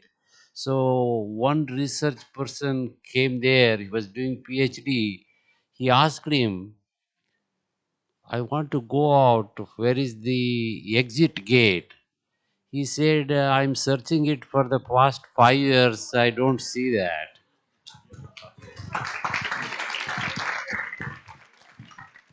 So any more participant? Shiva तुम शिवा भी कुछ लिखा हुआ है, ये hesitate कर रहा है आने में यहाँ पे। Thank you sir.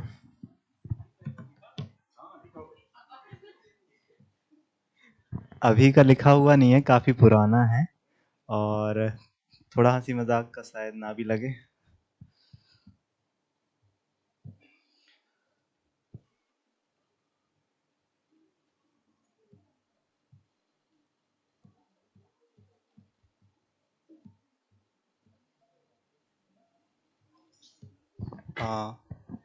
एक छोटी सी पोइट्री है माँ के ऊपर। जिंदगी सब छीन के क्या सिखा रही है ये, क्यों मछली को पानी से निकाल कर हवा में उड़ा रही है। आज उसका अंत है जिससे मेरी शुरुआत, तुमको जाते देख मैं कितना बेबस खड़ा, पंख मेरे कट गए बस पैर पर हूँ खड़ा। पग पग तुमने मेरा साथ दिया, कैसे कुछ पग चलकर मैं तुम्हें छोड़ने चला। लौट कर जब आऊंगा क्या खुद को समझा पाऊंगा, अब तुम नहीं रही जिससे मेरा जन्म था। तुम कितने महान थे ये जाते जाते भी बता दिए, हम तो कुछ पग चलकर तुमको छोड़ आते, तुम होते तो साथ चलते।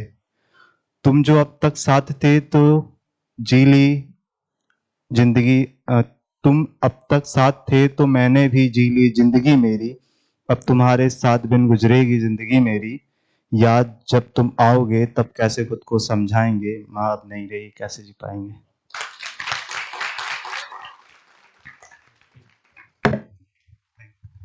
अब मैं अपने स्पॉन्सर सर से थोड़ा रिक्वेस्ट करूंगा कि आप भी कम से कम एक या दो वर्ड जो आपके जहन में है, हंसी मजाक की।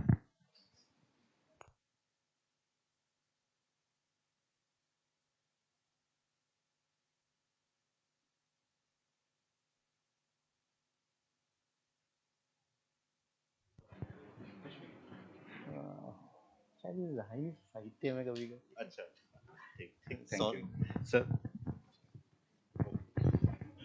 सो और कोई participant? Okay, so I am very thankful to the Vice Chancellor of our university, G.V. Pant University, to approve this project. Without his approval, we cannot initiate the project. हम लोग इसको complete नहीं कर पाते. And so I am very thankful to our Vice Chancellor, sir. He is very dynamic. And whatever the problem we face, we go and we get a solution there. Always.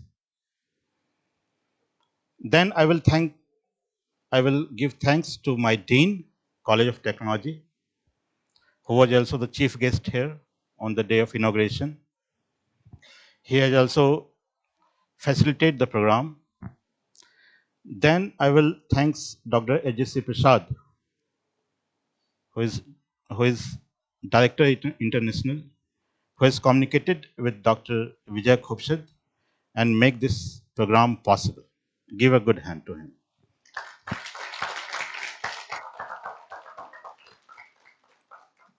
I want to thank Head Department of Soil and Water Conservation Engineering also. He has given the space and he has also facilitated the program. I want to thank Manager UCO Bank to provide the sponsorship, the memento for you. I want to thank all the professors of College of Technology who directly or indirectly was involved in this particular project. I especially want to thank my volunteers. So please volunteers, आप खड़े हो जाइए।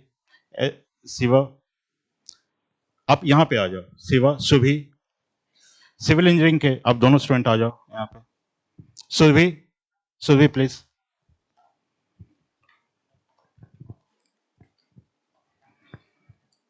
BTech के आप तीनों आ जाओ यहाँ पे। उदित प्लीज।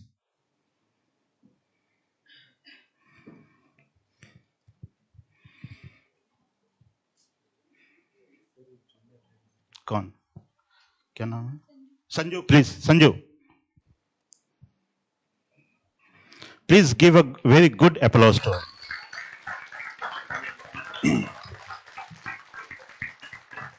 ये आप यकीन नहीं करेंगे, ये 5 दिन आपके लिए बहुत सारे इंतजाम किए, है ना। जो कहते हैं ना, कर्टन के पीछे बहुत कुछ चलता है जो सामने नहीं दिखता है। सामने प्रोग्राम कुछ और होता है, लेकिन कर्टन के पीछे उसको करने वाले बहुत लोग रहते हैं। So these are the persons, these are the students volunteer. Without him हम लोग इस प्रोग्राम को इतना सक्सेसफुल नहीं कर पाते शायद। So thank you very much. Thank you. Please go. Please take a seat. Finally, I am thankful to all the staffs of this university. So please, sir, इसको formal end कर।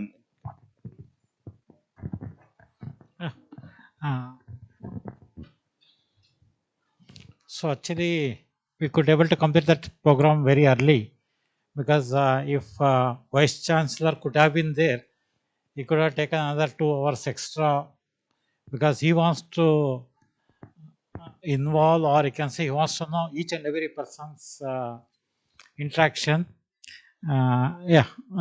Even though he is not in place, he expressed just now, he just conveyed his message for this program, because once again tomorrow he is busy with another Russian delegation. He is already on the way from his busy schedule at Delhi and also at NDRA Canal. So he conveyed his best wishes to this program. Thanks once again. Okay, I am just saying GIAN program has been concluded on 25th April. Your next step will start. You need to take up the issues of whatever you discussed, which are delivered by our Professor Vijay. And as I said, he is available on your email IDs, WhatsApps at any moment. Only thing is time lag will be there. And while calling also be careful. If you're calling it daytime, for him it will be midnight. Okay, so that 12 hours lag will be there, 12 or 13 hours. So you may expect his response within that time period only. So thank you, Professor, once again for all the way coming over here, and also our manager for sparing his valuable time and accepting our invitation also. So thanks to all your institutions who have sponsored all the way from different aspects, and you people have come over from your institution by sparing your valuable time and money during these last 5 days. Thank you from all your institutions, and you please convey our thanks to your institutions also, and likely you can just join or you can let them join other faculty members also to the future programs which are running shortly in our university. Thank you, please. Thank you. Thank you very much.